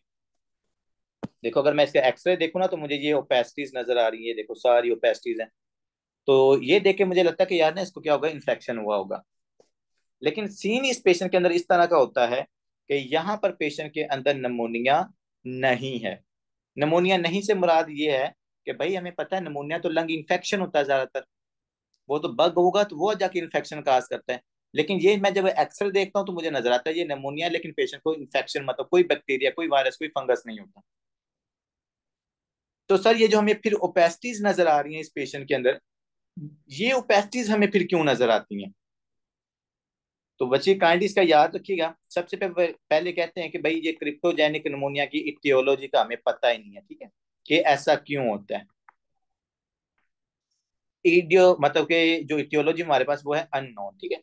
दूसरे नंबर पर सर ये हमारे पास है इन्फ्लामेशन, कि पेशेंट के ना लंग्स के अंदर इन्फ्लामेशन हो रही है। Inflammation, inflammation cause the destruction of lung parenchyma, कि सर यहाँ पर कोई बैक्टीरिया तक कोई यहाँ कोई whatever the reason we don't know about the exact cause, लेकिन वो इन्फ्लामेशन क्या करी यहाँ पर आके ओपेसिटीज बना रही है, और उन ओपेसिटीज की वजह से हमें एक्सरे के ऊपर एक्सरे लगता है जैसे कि है नमोनिया, जैसे पेशेंट को नमोनिया हुआ हो। तो फिर हम इस पेशेंट को क्या डिक्लेयर करते हैं sir, that is a cryptogenic pneumonia, कि ऐसा नमोनिया जो बैक्टीरिया की वजह से हमें नजर नहीं आता, वो हमारे पास किसी नॉन इन्फेक्टियस काज की वजह से, वो आपके पास ऑटोइम्यून डिजीज भी हो सकती है, वो आपके पास वट एवर द रीजन, क्योंकि उनका हमें इसकी एटियोलॉजी का नहीं पता, ठीक है। तो इसको मैं यहाँ पर लिखता हूँ non infectious pneumonia, non infectious pneumonia. इसके अलावा हम यहाँ पर लिखते हैं कि सर इस पेशेंट के अंदर जो आपका ब्लड कल्चर है, जो स्पूटम कल्चर है, वो सब नेगेटिव है, क्योंकि जब बैक्टीरिया होता है उनके अंदर तो ब्लड कल्चर या स्पूटम कल्चर पॉजिटिव होते हैं, लेकिन इसके अंदर ब्लड कल्चर स्पूटम कल्चर सब नेगेटिव है। लेकिन जो एक्सरे है वो हमें इस तरह का नजर आ रहा है, ठीक है, इसको मैं यहाँ पर लिख देता हूँ, दोनों आपको नेगेटिव नजर आता है, ठीक है। अब सबसे मजे की बात ये है कि हमें पता कैसे चला कि ये इन्फ्लामेशन की वजह से ये काम हो रहा है। बच्चों हमने इस पेशेंट को क्या किया था, हमने इस पेशेंट को दिए थे स्टीरॉइड्स, इस पेशेंट को हमने दिए कॉर्टिकोस्टेरॉइड्स। तो जैसे ही मैंने इसको, चूंकि हम और नॉर्मली तो जो निमोनिया वाला पेशेंट है उसको तो हम एंटीबायोटिक्स देते हैं। अब जैसे ही इस पेशेंट को जब हमने, जिसका कल्चर नेगेटिव है, जिसका ब्लड स्पूटम दोनों कल्चर नेगेटिव है, अब फिर हमने इस पेशेंट को क्या किया था, स्टीरॉइड्स दिए, तो स्टीरॉयड देने की वजह से पेशेंट ठीक हो गया आपका। तो फिर हमने कहा था कि भाई चूंकि स्टीरॉयड देने से इन्फ्लामेशन कम होती है, तो इसको जैसे हमने स्टीरॉयड दे तो इसकी इन्फ्लामेशन कम हुई होगी, उसकी वजह से क्या हुआ, इस पेशेंट के अंदर ये वाली फाइंडिंग्स नजर आ रही हैं। That is the cryptogenic pneumonia. Non bacterial, non infectious, etiology unclear है, इन्फ्लामेशन हो रही है, blood culture negative, sputum culture negative, और स्टीरॉयड्स क्या करें यहाँ पर अपना इफेक्ट दिखा रहे हैं। ठीक है बच्चों, ये चीज क्या रखनी है आपने यहाँ पर याद रखनी है। अब आगे आते हैं बच्चों एस्पायरेशन निमोनिया। सबसे पहले तो मैं आपको एस्पायरेशन निमोनिया के बारे में बता चुका हूँ कि क्या होना सर, एस्पायरेशन निमोनिया के अंदर हमारे पास एस्पायरेशन होनी किसी भी कंटेंट की, वो कंटेंट आपको क्या हो सकता है, वो ओरोफेरेंजियल कंटेंट हो सकता है, ओरोफेरेंजियल और गैस्ट्रिक कंटेंट्स। अगर ओरोफेरेंजियल या गैस्ट्रिक कंटेंट्स को आप अपने लंग्स के अंदर लेके जाओगे तो क्या करेंगे, एस्पायरेशन निमोनिया काज करेंगे। ठीक है, ये दोनों गए, इन्होंने जाके क्या काज करवाया, इन्फेक्शन। और अब तक तो आपको एस्पायरेशन निमोनिया के जो बग्स हैं उनके नाम भी याद हो गए होंगे।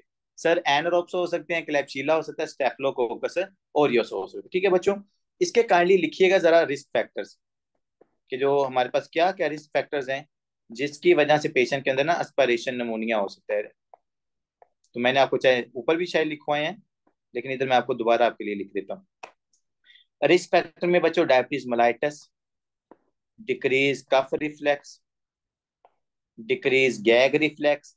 उसके बाद पेशेंट के अंदर अगर न्यूरोलॉजिकल डिसऑर्डर हो जाए, आपके जो ये सारे सेंटर्स हैं, गैग सेंटर हो गया, रिस्पायरेशन का या जो कफ का, वो अगर आपके पास इंपेयर हो जाए, न्यूरोलॉजिकल डिस्ट्रक्शन। और अब न्यूरोलॉजिकल डिस्ट्रक्शन कैसे हो सकती है बच्चों, आपके स्ट्रोक से, कि पेशेंट को स्ट्रोक हुआ है, उस स्ट्रोक की वजह से जो आपके पास कफ रिफ्लेक्स है वो इंपेयर हो गया, कफ रिफ्लेक्स इंपेयर होगा तो हमारे पास पेशेंट के अंदर एस्पायरेशन निमोनिया का जो रिस्क है वो बच्चों क्या हो जाएगा, इंक्रीज हो जाता है। ठीक है, अब दूसरे नंबर अगर आप इसको देखो ना तो ये डिपेंड करता है कि पेशेंट कौन सी पोजीशन के अंदर है, क्योंकि हमने उस दिन भी डिस्कस किया था ना, पेशेंट अगर खड़ा है तो उसके लोअर लोब्स इन्वॉल्व होंगे, अगर पेशेंट मतलब राइट लेटरल डिक्बाइटिस पोजीशन में तो उसके राइट अपर लोब्स इन्वॉल्व होंगे, समझ लें। और अगर पेशेंट हमारे पास क्या है अपलाइंग पोजीशन के अंदर, फिर भी उसके लोअर लोब्स इन्वॉल्व होंगे। तो डिपेंड करता है कि कौन सा लोब इन्वॉल्व हो रहा है, it's the position of the patient. तो जो ज्यादातर आपके पास मतलब इन्वॉल्वमेंट आपको नजर आती है ना, वो लोअर लोब का जो अपर सेगमेंट होता है ना, जैसे उन्होंने शायद यहाँ पर भी बताया, लोअर लोब का जो अपर सेगमेंट होता है वो ज्यादातर आपको इन्वॉल्व नजर आता है। ठीक है, अब इस पेशेंट के अंदर आपको मिडल लोब की इन्वॉल्वमेंट नजर आ रही है। तो राइट अपर लोब इन्वॉल्व हो सकता है, lower sorry right lower lobe involve हो सकता है, क्योंकि हमने कहा था कि सर ज्यादातर जो एस्पायरेशन होती है वो राइट साइड की तरफ होती है, right lower lobe, right upper lobe. ठीक है, ये चीजें क्या रखनी है आपने इसके बारे में यहाँ पर बच्चों याद रखनी है। एक और बहुत इंपॉर्टेंट चीज है कि काइंडली याद रखिएगा, हमारे पास जब आपको एस्पायरेशन निमोनिया होता है ना, तो जो अब्सेस है ना, लंग अब्सेस का रिस्क बढ़ जाता है। मतलब इस तरह यहाँ पर ना दरमियान में अब्सेस बन जाती है, जिसकी वॉल हार्ड होती है और दरमियान में पस बनी होती है, ये लंग अब्सेस है। कौन सा ऐसा बैक्टीरिया है जो सबसे कॉमनली लंग अब्सेस आपके पास खास करवाता है, तो वो है आपका स्टेफिलोकोकस ऑरियस। अब पेशेंट आपका हॉस्पिटलाइज था, उसके बाद उसको एस्पायरेशन निमोनिया हुआ, उसके बाद क्या उस पेशेंट में सीवियर सिम्टम उसकी वर्स होना शुरू होगी, और साथ उस पेशेंट के मतलब के माउथ से स्मेल आना शुरू होगी। ठीक है, जो वो सांस लेता वहां से स्मेल आ रही है, तो इसका मतलब भैया अब इस पेशेंट का एक्सरे कराओ, कहीं पर लंग के एब्सेस की फॉर्मेशन पर नहीं होगी। ठीक है, ये चीज आपने क्या रखनी है यहाँ पर याद रखनी है। अब आगे आते हैं बच्चों कि अगर किसी पेशेंट के अंदर लोबार नमोनिया हो रहा है ना, तो उसकी क्या क्या स्टेजेस हैं, लोबार नमोनिया की क्या क्या स्टेजेस हैं वो आपकी बुक ने यहाँ पर डिफाइन किए, तो उनको हम क्या कर लेते हैं यहाँ पर डिस्कस कर लेते हैं। Natural history of the lobar pneumonia important है। सबसे पहले लोबार नमोनिया मैंने आपको बात बताया वो किस किस वजह से हो सकता है, स्ट्रेप्टोकोकस नमोनिया की वजह से, क्लेप्सिला की वजह से आपको लोबार नमोनिया हो सकता है। अब with the passage of time, मतलब जैसे जैसे दिन गुजरेंगे आपके लंग्स के अंदर क्या क्या चेंजेस आएंगे बिकॉज ऑफ द इन्फेक्शन, वो आपने यहाँ पर याद रखनी, और ये स्टेजेस बहुत इंपॉर्टेंट है। आपकी पैथोमा ने ये स्टेजेस अच्छी लिखी हुई है, वहां से भी आप पढ़ सकते हो, बाकी मैं आपको यहाँ से आपकी बुक से भी पढ़ा देता हूँ। ठीक है, 4 स्टेजेस हैं जैसे हमने कहा था ना कि पेशेंट को एमआई हुआ और एमआई के बाद एवेल्युएशन होगी, मतलब क्या क्या चेंजेस आती हैं एमआई होने के बाद। इसी तरह जब आपको बच्चों लोअर लोबार नमोनिया होता है ना, तो उसकी वजह से क्या क्या चेंजेस आती हैं with the passage of time, वो हमने क्या रखनी है यहाँ पर याद रखनी है। सर सबसे पहले डे 1 और डे 2, बच्चों डे 1 और डे 2 के ऊपर क्या होती है, कंजेशन होती है। काइंडली यहाँ पर देखिएगा कि आपके पास बैक्टीरिया आया, बैक्टीरिया ने वैसोडाइलेशन करवाई, इन्फ्लामेटरी सेल्स को यहाँ पर इकट्ठे किया, और उसके बाद यहाँ पर जो फ्लूइड था वो भी आपके पास इस एरिया के अंदर आ गया सारा। तो पहले 1-2 दिन के अंदर क्या हो रहा है, red purple parcel consolidation of the parenchyma exudate with mostly bacteria, ठीक है। तो स्टार्ट के अंदर जब आपको इन्फेक्शन हो रहा है ना, तो आपकी एलोविलाई के अंदर ज्यादातर बैक्टीरियाज हैं, और वो बैक्टीरिया क्या करवा रहे हैं, वैसोडाइलेशन करवा रहे हैं, कैपिलरी जो परमिबिलिटी उसको बढ़ा रहे हैं, इन्फ्लामेटरी सेल्स को इकट्ठा कर रहे हैं, प्रोटीन को इकट्ठा कर रहे हैं, फ्लूइड को सेल के अंदर इकट्ठा कर रहे हैं, ठीक है। तो ये हमारे पास होती है 1 to 2 डेज के अंदर बच्चों कंजेशन होती है, फ्लूइड की अकेमुलेशन होती है आपके एलोविलाई के अंदर। डोमिनेंटली वहां पर क्या प्रेजेंट होता है बच्चों, आपका बैक्टीरिया, ठीक है। फिर आती है सर रेड हैपिटाइजेशन। रेड हैपिटाइजेशन का मतलब ये होता है कि जब हमारे पास जो रेड ब्लड सेल्स हैं वो वहां पर ज्यादा आना शुरू हो जाए। स्टार्ट के अंदर वहां पर बैक्टीरिया ज्यादा थे और अभी फ्लूइड ने आना शुरू किया था। आफ्टर 3 to 4 डेज हमारे पास वहां पर होती है रेड हेपेटाइजेशन, ये आपको रेड कलर का नजर आना शुरू हो जाता है, ठीक है। Red brown consolidation exudate with the fibrin bacteria red blood cell white blood cell and it's the reversible condition. यहाँ तक टोटली हम रिवर्स कर सकते हैं पेशेंट के इन्फेक्शन को। तो कह रहे सर 3 से 4 दिन तक अगर इन्फेक्शन रहता है तो पेशेंट के रेड ब्लड सेल्स भी वहां पर आना शुरू हो जाएंगे, व्हाइट ब्लड सेल्स भी आना शुरू हो जाएंगे, जिसकी वजह से फिर वो एरिया में रेड कलर का नजर आएगा, that is the red hepatization. After 5 to 7 days sir क्या होगा, 5 to 7 डेज के बाद ना इन सेल की ब्रेकडाउन होना शुरू हो जाती है। हफ्ते के बाद इनकी ब्रेकडाउन होना शुरू हो जाएगी, आप देखोगे ना, तो जब इनकी ब्रेकडाउन होगी तो हमें किस कलर की वहां पर चीजें नजर आएंगी, दैट इज अ ग्रे हैपिटाइजेशन। और देखो मैंने लिखा, आपको बताया था ना कि जब यहाँ पर सबकी ब्रेकडाउन होगी, उन्होंने लिखा है exudate full of the white blood cells. अब यहाँ पर ज्यादा व्हाइट ब्लड सेल्स जाएंगे, रेड ब्लड सेल्स कम हो जाएंगे, इन रेड ब्लड सेल्स की हो जाएगी लाइसिस। रेड ब्लड सेल्स 5 दिन के बाद भाई टूटना शुरू हो जाते हैं। और आफ्टर 5 डेज प्रीडोमिनेंटली वहां पर क्या चीज प्रेजेंट होती है, रेड ब्लड सेल्स। आपने ना यहाँ पर एक चीज लिखनी जो कि क्वेश्चन है, कंजेशन में बैक्टीरिया ज्यादा होते हैं, रेड हैपिटाइजेशन में रेड ब्लड सेल ज्यादा होते हैं, ग्रे हैपिटाइजेशन में आपके व्हाइट ब्लड सेल ज्यादा होते हैं। इसके बाद क्वेश्चन पूछा गया रेड ब्लड सेल्स की लाइसिस कहां पर होती है, वो भी ग्रे हैपिटाइजेशन के अंदर होती है। तो यहाँ पर रेड ब्लड सेल्स कम होना शुरू हो जाते हैं, क्यों कम हो रहे हैं, क्योंकि इनकी लाइसिस होना शुरू हो जाती है आफ्टर 5 to 7 डेज, ठीक है, lysis.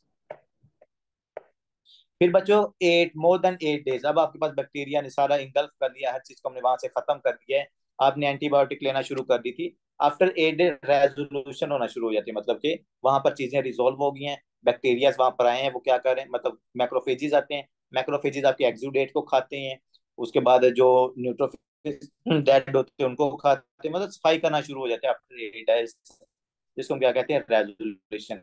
Enzymatic digestion of the exudate by macrophage, ठीक है। तो जो आपके मैक्रोफेजेस है वो क्या करते हैं, डाइजेस्ट करना शुरू कर देते हैं जितना भी कंटेंट्स आपके उस एरिया के अंदर होते हैं। इसी तरह आपका इन्फेक्शन क्या हो जाता है, रिजोल्व हो जाता है और सब कुछ ठीक हो जाता है, ठीक है। और यहाँ पर रेजोल्यूशन के अंदर पूछा गया कौन से नंबर सेल यहाँ पर ज्यादा होते हैं, तो आपके जो टाइप 2 निमोसाइट्स हैं वो इस रेजोल्यूशन के अंदर ज्यादा हो जाते हैं। ये भी एक आपकी यूवर्ड का एमसीक्यूज है। तो एक red hepatization, grey hepatization, at the end there is a resolution, ठीक है बच्चों, ये चीज आपने यहाँ पर याद रखनी। नेक्स्ट आते हैं कि सर हमारे पास जो क्लिनिकल फाइंडिंग है, पेशेंट ये प्रेजेंट कैसे करेगा आपके निमोनिया वाला। तो भाई सिंपल सी काइंडली बात याद रखिएगा, पेशेंट फीवर, चिल्स, कपकपाहट, पेशेंट आपके पास ज्यादातर प्रोडक्टिव कफ के साथ आते हैं, प्रोडक्टिव कफ। पेशेंट हमारे पास आएगा डिस्निया के साथ, शॉर्टनेस ऑफ ब्रेथ। पेशेंट का जो V/Q है वो मिसमैच हुआ होगा, अगर वो स्पेसिफिकली लोबार नमूनिया है। लोबार नमूनिया किस वजह से होता है, स्ट्रेप्टोकोकल निमोनिया की वजह से, लेजुनीला की वजह से सर। तो फीवर हो गया, चिल्स हो गया, इसके अलावा बच्चों फटीग हो सकती है, थकावट, मतलब जाहिर बात है ना, ऑक्सीजन में पेशेंट के अंदर कम है तो फटीग हो सकती है, लिथार्जी हो सकती है, माइल्जिया हो सकता है, मसल पेन हो सकती है, मैलेज हो सकता है। तो ये सारी सिम्टम आपको उस पेशेंट के अंदर नजर आ सकती है निमोनिया वाले पेशेंट में। नेक्स्ट है सर हम इस पेशेंट को डायग्नोज कैसे कर सकते हैं, कि जो हमारे पास पेशेंट है, कौन से पेशेंट है सर, निमोनिया वाले, हम इन पेशेंट्स को डायग्नोज कैसे करेंगे।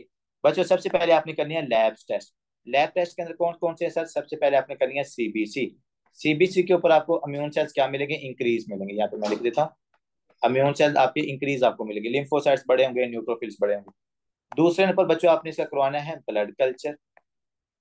हाँ भाई, कौन सा बैक्टीरिया है जो इन्फेक्शन काज कर रहा है, ब्लड कल्चर करवाएं। तीसरे नंबर पर आपने इसका करवाना है स्पूटम कल्चर, जो कि ज्यादातर हम स्पूटम कल्चर को ही प्रेफर करते हैं। आपने इसका करवाना है स्पूटम कल्चर, ठीक है। सर ये हमारे IN पास, इंटरल्यूसेंस लिखा हुआ है या IC क्या लिखा हुआ है सर CBC के बराबर में? मैडम इम्यून सेल्स लिखा हुआ है, ओके। इम्यून सेल्स, ठीक है।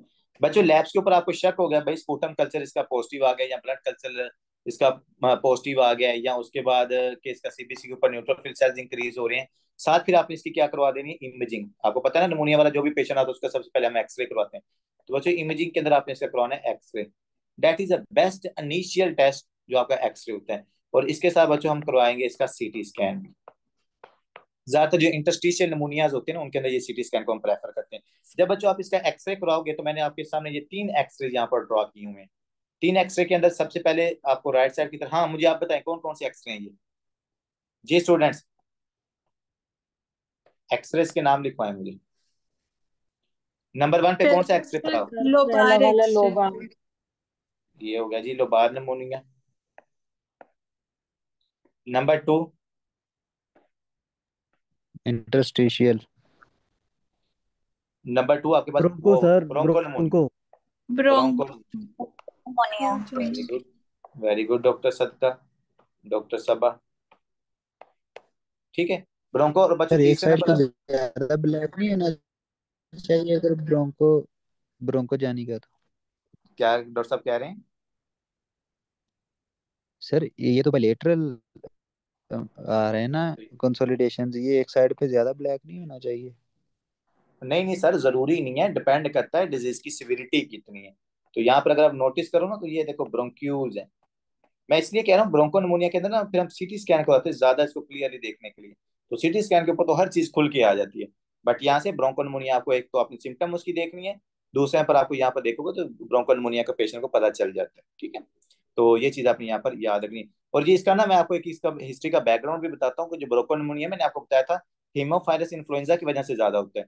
और हीमोफाइलस इन्फ्लुएंजा है ना, वो पूरा आपके पास डॉर्म हॉस्टल या स्टूडेंट्स हैं या बच्चे हैं, वो सारे आएंगे सेम डिजीज के साथ, समझ रहे हैं। तो उससे भी हमें आइडिया हो सकता है कि हाँ भाई ये जो हमारे पास होता है ये ब्रोंको नमूनिया ही ज्यादातर हो सकता है। क्योंकि ब्रोंको नमूनिया हमारे पास क्या है, ये कम्युनिटी एक्वायर्ड नमूनिया बैक्टीरिया की वजह से होता है। जैसा कि हीमोफाइलस इन्फ्लुएंजा था, जैसा कि आपके पास स्टेप नमूनिया था, जैसा कि हमारे पास क्लेबशियला कह रहा हूँ, मोरैक्जिला था। तो ये सारी चीजें मैं इसलिए आपको कहता हूँ, एक्सरे से आप एग्जैक्ट चीज नहीं बता सकते, एक्सरे के साथ सिम्टम्स आपने देखनी होती, ठीक है। और नंबर 3 पे कौन सा बच्चों? Cryptogenic number sir. नंबर 3 पे ए टिपिकल है, इंटरस्टिशियल है। ए टिपिकल नमूनिया बच्चों, ये बात साथ मैं फिर कह रहा हूँ, सिम्टम्स को देखना होता है। तो ये है ए टिपिकल नमूनिया, ठीक है। तो हमने भाईजान इसको क्या कर लिया, यहाँ पर डायग्नोज भी कर लिया। डायग्नोज करने के बाद अब आती है बात इसके ट्रीटमेंट की, कि सर हमने इस पेशेंट को ट्रीट कैसे करना है। सबसे पहले सर यहाँ पर हमारे पास होता है क्राइटेरिया। इस क्राइटेरिया को हम कहते हैं कर्ब 65 क्राइटेरिया, कि हमने पेशेंट को हॉस्पिटलाइज करना है या नहीं करना, उसके लिए हम कर्ब 65 क्राइटेरिया को फॉलो करते हैं। काइंडली ये ना भूलिएगा, ये मेडिसिन का बहुत इंपॉर्टेंट है आपकी रिस्पायरेटरी की। कर्ब 65 स्कोर जो हम नमूनिया वाले पेशेंट का देखते हैं, क्यों देखना है आपने, कि सर पेशेंट को मैंने हॉस्पिटलाइज करना है या नहीं करना। सबसे पहले आपने देखना सी। सी का मतलब होता है कंफ्यूजन। अगर पेशेंट को कंफ्यूजन हो रही है तो आपने उसको देना है 1 नंबर, मतलब पेशेंट में सेप्सिस की तरफ पेशेंट जा रहा है। दूसरी तरफ बच्चों आपने देखना है यूरीमिया। क्या देखना आपने? यूरिया, निकल गया यूरिया। यूरिया का मोर देन 20 से आपको ज्यादा मिल रहे हैं mg पर डी, तो आपने क्या करना है, 1 नंबर देना है कि किडनी डैमेज हो रही है पेशेंट की नमूनिया की वजह से। क्योंकि आपके पास पेशेंट को हाइपोक्सीमिया क्रिएट होता है ना, किडनी को ऑक्सीजन नहीं मिलेगी, किडनी डैमेज की तरफ जाना शुरू हो जाएगी, तो ये भी डेंजरस कंडीशन है, इसकी वजह से भी हम पेशेंट को हॉस्पिटलाइज कर सकते हैं। नंबर 3 बच्चों आर। आर होता है रिस्पायरेटरी रेट। अगर आपको respiratory rate 30 beats per minute नजर आती है, तो आपने क्या करना है, इस पेशेंट को 1 नंबर दे देना। फिर है बच्चों लास्ट में हमारे पास बचता है कर्व बी। बी से आपने देखना है इसका ब्लड प्रेशर। ब्लड प्रेशर में 2 फैक्टर्स को आपने देखना है, अगर इसका सिस्टोलिक 90 से कम है और जिसका डायस्टोलिक 60 से कम है, ये सिस्टोलिक ब्लड प्रेशर। हो रहा है diastolic blood pressure. Diastolic blood pressure वो ऊपर वाला 90 से कम है, अगर ये 60 से कम है तो हमने क्या देना है, इसको 1 नंबर देना है। अब लास्ट पे आपने 65, अगर पेशेंट की एज 60 से ज्यादा है, स्टिल आपने क्या करना है, इसको 1 नंबर देना है। फिर आपने अपने नंबर्स को ना काउंट करना है। अगर आपके पास नंबर है 0 से लेके 1, मतलब एक की नंबर है, पेशेंट को सिर्फ कंफ्यूजन हो रही थी, तो हम इस पेशेंट को करेंगे आउट पेशेंट केयर करनी है आपने इसकी। आउट मतलब ओपीडी से ही आपने इसको फारग कर देना कि चल भाई एडमिट नहीं करना आपने इस पेशेंट को। अगर नंबर आपके पास आता है 2, तो 2 के अंदर बच्चों हमने उस पेशेंट को क्या कर लेना है, इन पेशेंट कर लेना, मतलब हॉस्पिटल एडमिट कर लेना। आउट पेशेंट, इन पेशेंट, 2 नंबर अगर आ रहे हैं तो भाईजान उसको एडमिट करना है। अगर 3 या 3 से ज्यादा आ रहे हैं तो भाई आईसीयू में पेशेंट को लेके जाना है, आईसीयू आपने एडमिट कर देना पेशेंट के अंदर। तो ये आपके पास कर्व क्राइटेरिया है जो आपको पेशेंट की हॉस्पिटलाइजेशन के बारे में क्या करता है, बताता है। ठीक है बच्चों, 0 या 1 नंबर है तो आउट पेशेंट, जो आपकी ओपीडी वाले पेशेंट है वहीं तक उसको रखना है, उधर ट्रीटमेंट कर देना है। अगर पेशेंट का स्कोर आ रहा है, मतलब कितना सर, 2 नंबर आ रहा है, तो आपने पेशेंट को एडमिट कर लेना कि भाई इन पाओ लम्मा। अगर पेशेंट का नंबर 3 या 3 से ज्यादा है, 4 है या 5 है, तो उसको आईसीयू में एडमिट कर लेना अपने पेशेंट, क्योंकि वो पेशेंट में सेप्सिस भी हो सकता है, यूरीमिया भी पेशेंट के हो सकता है, मतलब मल्टीपल सीवियर सिम्टम्स आ सकते हैं पेशेंट में। तो ये था curve 65, that is helps to patient को अपने आउट पेशेंट रखना है, इन पेशेंट रखना है या आईसीयू में डालना है। अब आगे आते हैं सर, मैंने इसका क्या करना है, ट्रीटमेंट। एंटीबायोटिक्स अब आपने इसकी नेक्स्ट स्टार्ट करनी है। एंटीबायोटिक्स बच्चों आपने कैसे स्टार्ट करनी है, it depends upon the type of pneumonia. अगर आपने पेशेंट का है कैप, मतलब कम्युनिटी एक्वायर्ड नमोनिया है, क्या क्या चीज देखनी बच्चों, अगर पेशेंट हमारे पास है community acquired pneumonia, community acquired pneumonia कौन सा था, स्टेप्टोकोकस नमोनिया की वजह से बैक्टीरिया इन्फेक्शन हो रहा है, या पेशेंट के अंदर मोरक्जिल्ला की वजह से है, या लेजुनेला की वजह से, तो ये बच्चों काज करते हैं आउट कम्युनिटी एक्वायर्ड नमोनिया। इसके बाद फिर आपने इसका क्या चेक किया, हमने इसका जो कर्व 65 स्कोर था ना वो चेक किया, और कर्व 65 स्कोर अगर इसका आता है ना 0 या 1, जिसके लिए मैंने क्या लिखा था, आउट पेशेंट, कि मतलब आपने ओपीडी के अंदर पेशेंट को, जो कि कम्युनिटी एक्वायर्ड नमोनिया का पेशेंट है, उसको आपने कैसे ट्रीट करना है, आउट पेशेंट, मतलब आप ओपीडी में बैठे हो, आपने कौन कौन सी एंटीबायोटिक्स पेशेंट को स्टार्ट करवानी है। बच्चों आपके पास जो पहली ऑप्शन है दैट इज अजिथ्रोमाइसिन, क्या स्टार्ट करवानी है आपने, अजिथ्रोमाइसिन आप उस पेशेंट को दे सकते हो कि चलो भी अजिथ्रोमाइसिन 500 mg है, आपने क्या करनी है 7 दिन या 14 दिन तक आपने लेते रहना। अगर आपके पास अजिथ्रोमाइसिन नहीं है तो आप क्या दे सकते हो पेशेंट को, डॉक्सीसाइक्लिन। काइंडली काइंडली याद रखिएगा, ज्यादातर हम जो आपके पास ये मैक्रोलाइड्स होते हैं ना, उनको रिप्लेस करते हैं डॉक्सीसाइक्लिन के साथ, साइक्लिन। तो अगर आपके पास अजिथ्रोमाइसिन नहीं अवेलेबल तो आपने डॉक्सीसाइक्लिन दे देनी, ठीक है। अगर आपके पास डॉक्सीसाइक्लिन भी नहीं है तो सर दूसरे मेरे पास क्या तरीकाकार हो सकता है, तो भाई आपने इस पेशेंट को देनी है फ्लोरोक्विनोलोन्स, फ्लोरोक्विनो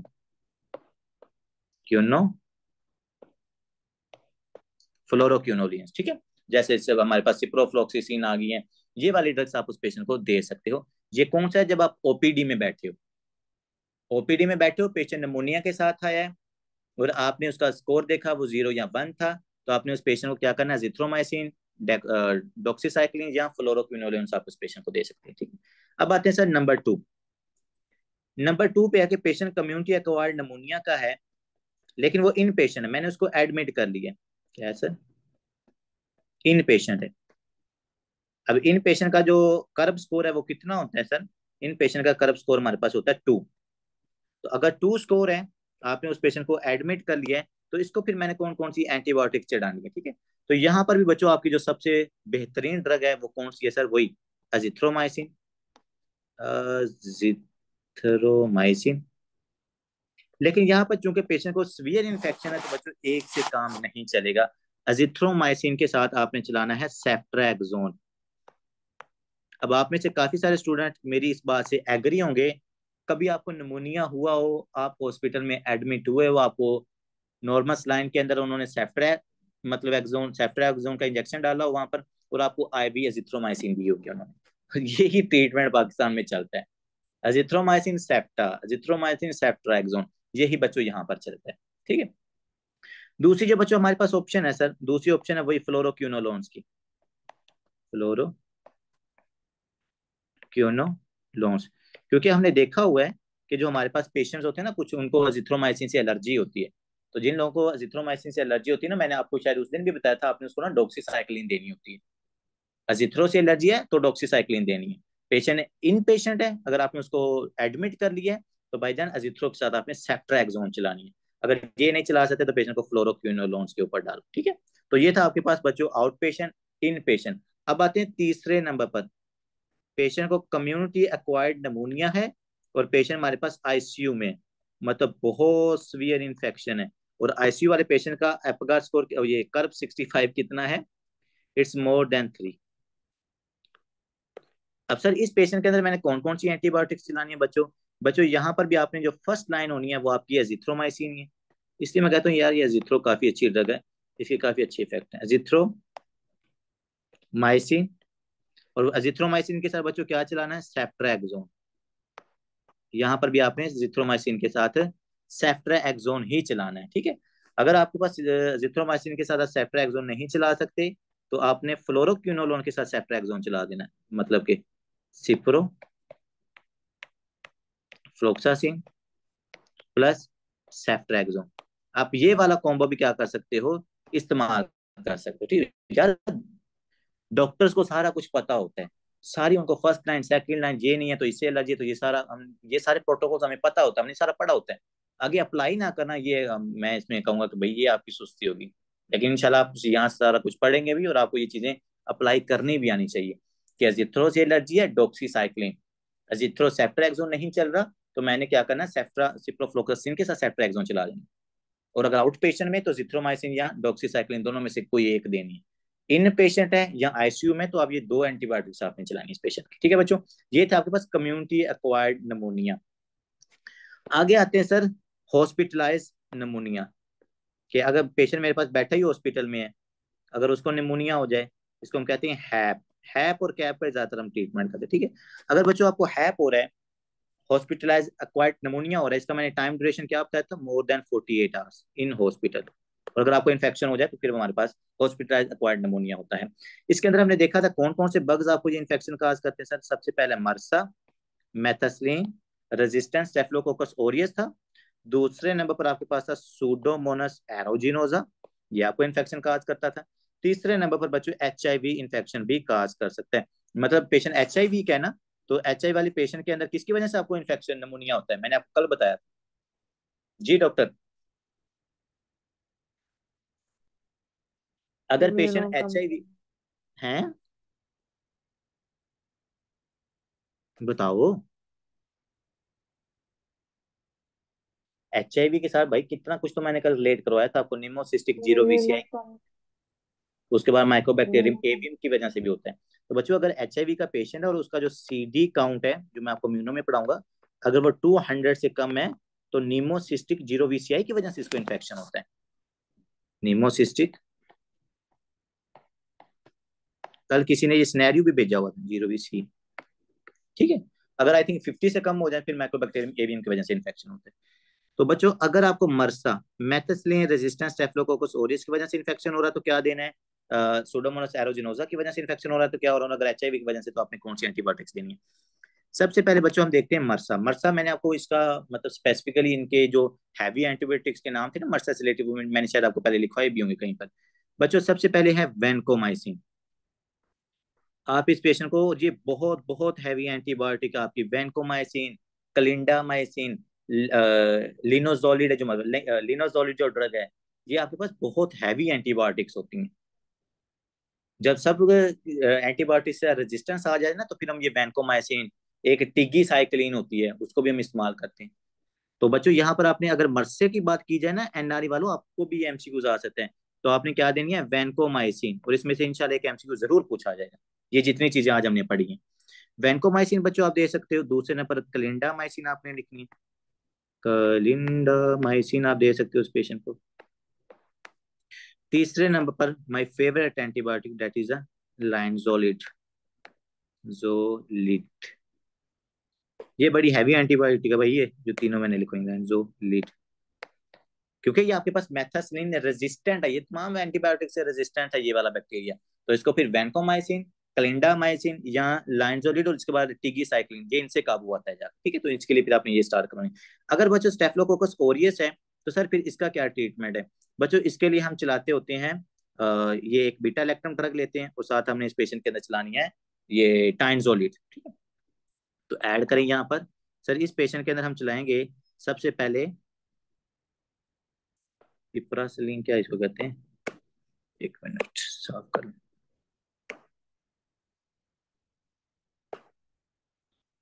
पहली लाइन लिख लें, जो फर्स्ट नंबर पे आप दे सकते हो वो है सिफीपाइम, जो हमारे पास तीसरी के चौथी क्लास में से आती, तीसरी में चौथी में से आई सिफीपाइम। स्टेफिलोकोकस ऑरियस के अंदर ये बड़ा अच्छा ड्रग इफेक्ट करती है, ठीक है। इसके अलावा आप दो चीजों को कॉम्बिनेशन के अंदर दे सकते हो बच्चों। एक हमारे पास है पिप्राजिलिन, ठीक है। इसके साथ आप दे सकते हो टैजोबैक्टम। टैजोबैक्टम आपने इसके अंदर ऐड करना है, ठीक है। जिनके साथ रेजिस्टेंस हो जाए ना उनके अंदर फिर ये हम ये टैजोबैक्टम को क्या कर देते हैं, ऐड कर देते हैं। तो स्टेफिलोकोकस ऑरियस है तो भाई सिफीपाइम की तरफ जाओ, यहाँ हमारे पास पिप्राजिलिन या उसके साथ टैजोबैक्टम को ऐड करके ये इंजेक्शन दिया जाता है।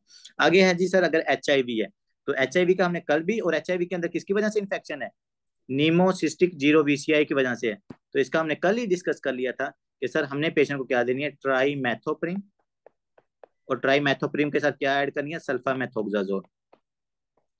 काइंडली याद रखिएगा, अगर नीमोसिस्टिक जीरो VCI की वजह से इन्फेक्शन हो रहा है तो ट्राइमेथोप्रिम सल्फामेथोक्साजोल आपने देना है। अगर एवियम की वजह से हो रहा तो फिर उस पेशेंट को हम अजिथ्रोमाइसिन देते होते हैं, ठीक है। ये बातें आपने यहाँ पर याद रखनी है। चौथे नंबर पर दो बातें डिस्कस होगी ना, बातें तीसरे नंबर पर, अगर पेशेंट के अंदर क्या होता है, एस्पायरेशन निमोनिया, पेशेंट अगर एस्पायर कर लेता है, एस्पायरेशन निमोनिया, तो बच्चों एस्पायरेशन निमोनिया वाले पेशेंट के अंदर कौन कौन सी आप ड्रग इस्तेमाल कर सकते हो, शायद हमने पहले भी डिस्कस किया था, क्लिंडामाइसिन, क्लिंडामाइसिन आपने एस्पायरेशन निमोनिया वाले पेशेंट को आप दे सकते हो। इसके अलावा एमोक्सिसिलिन भी हम इस्तेमाल कर सकते हैं, एमोक्सिसिलिन भी आप इस पेशेंट के अंदर दे सकते हो। तो ये दो ड्रग्स हैं जो ज्यादातर आप एस्पायरेशन निमोनिया वाले पेशेंट के अंदर इस्तेमाल कर सकते हो, ठीक है बच्चों। तो ये मैंने आउट पेशेंट, इन पेशेंट, ICU, HIV हर तरीके से क्या किया है, आपको नमूनिया को यहाँ पर डिस्कस कर लिया, ठीक है बच्चों। तो हमने स्टार्ट कहाँ से किया था, बिल्कुल बेसिक से स्टार्ट किया था। उसके बाद नमूनिया, उसके मैकेनिज्म्स, वो सारे मैकेनिज्म हमने डिस्कस किया, उसकी टाइप्स, हर तरीके से टाइप को डिस्कस कर लिया, टाइप्स एटिपिकल, टिपिकल, फिर जो उसकी फर्दर टाइप्स उनको भी डिटेल में डिस्कस कर लिया, फिर जो लोबार नमूनिया की पैथोजेनेसिस थी वो भी डिस्कस कर लिया, क्लिनिकल फाइंडिंग्स, डायग्नोस कैसे करना है, और मेडिसिन के अंदर आपने इसको ट्रीट कैसे करना है, आउट पेशेंट, इन पेशेंट, HIV, उसके बाद एस्पायरेशन नमूनिया है। We have already discussed each and everything about your pneumonia. अब आई होप सो कि आपको किसी किस्म का कोई भी पॉइंट मिस नहीं होता, ठीक है। If you like this video please subscribe and share with your friends. See you in next lecture. अल्लाह हाफिज।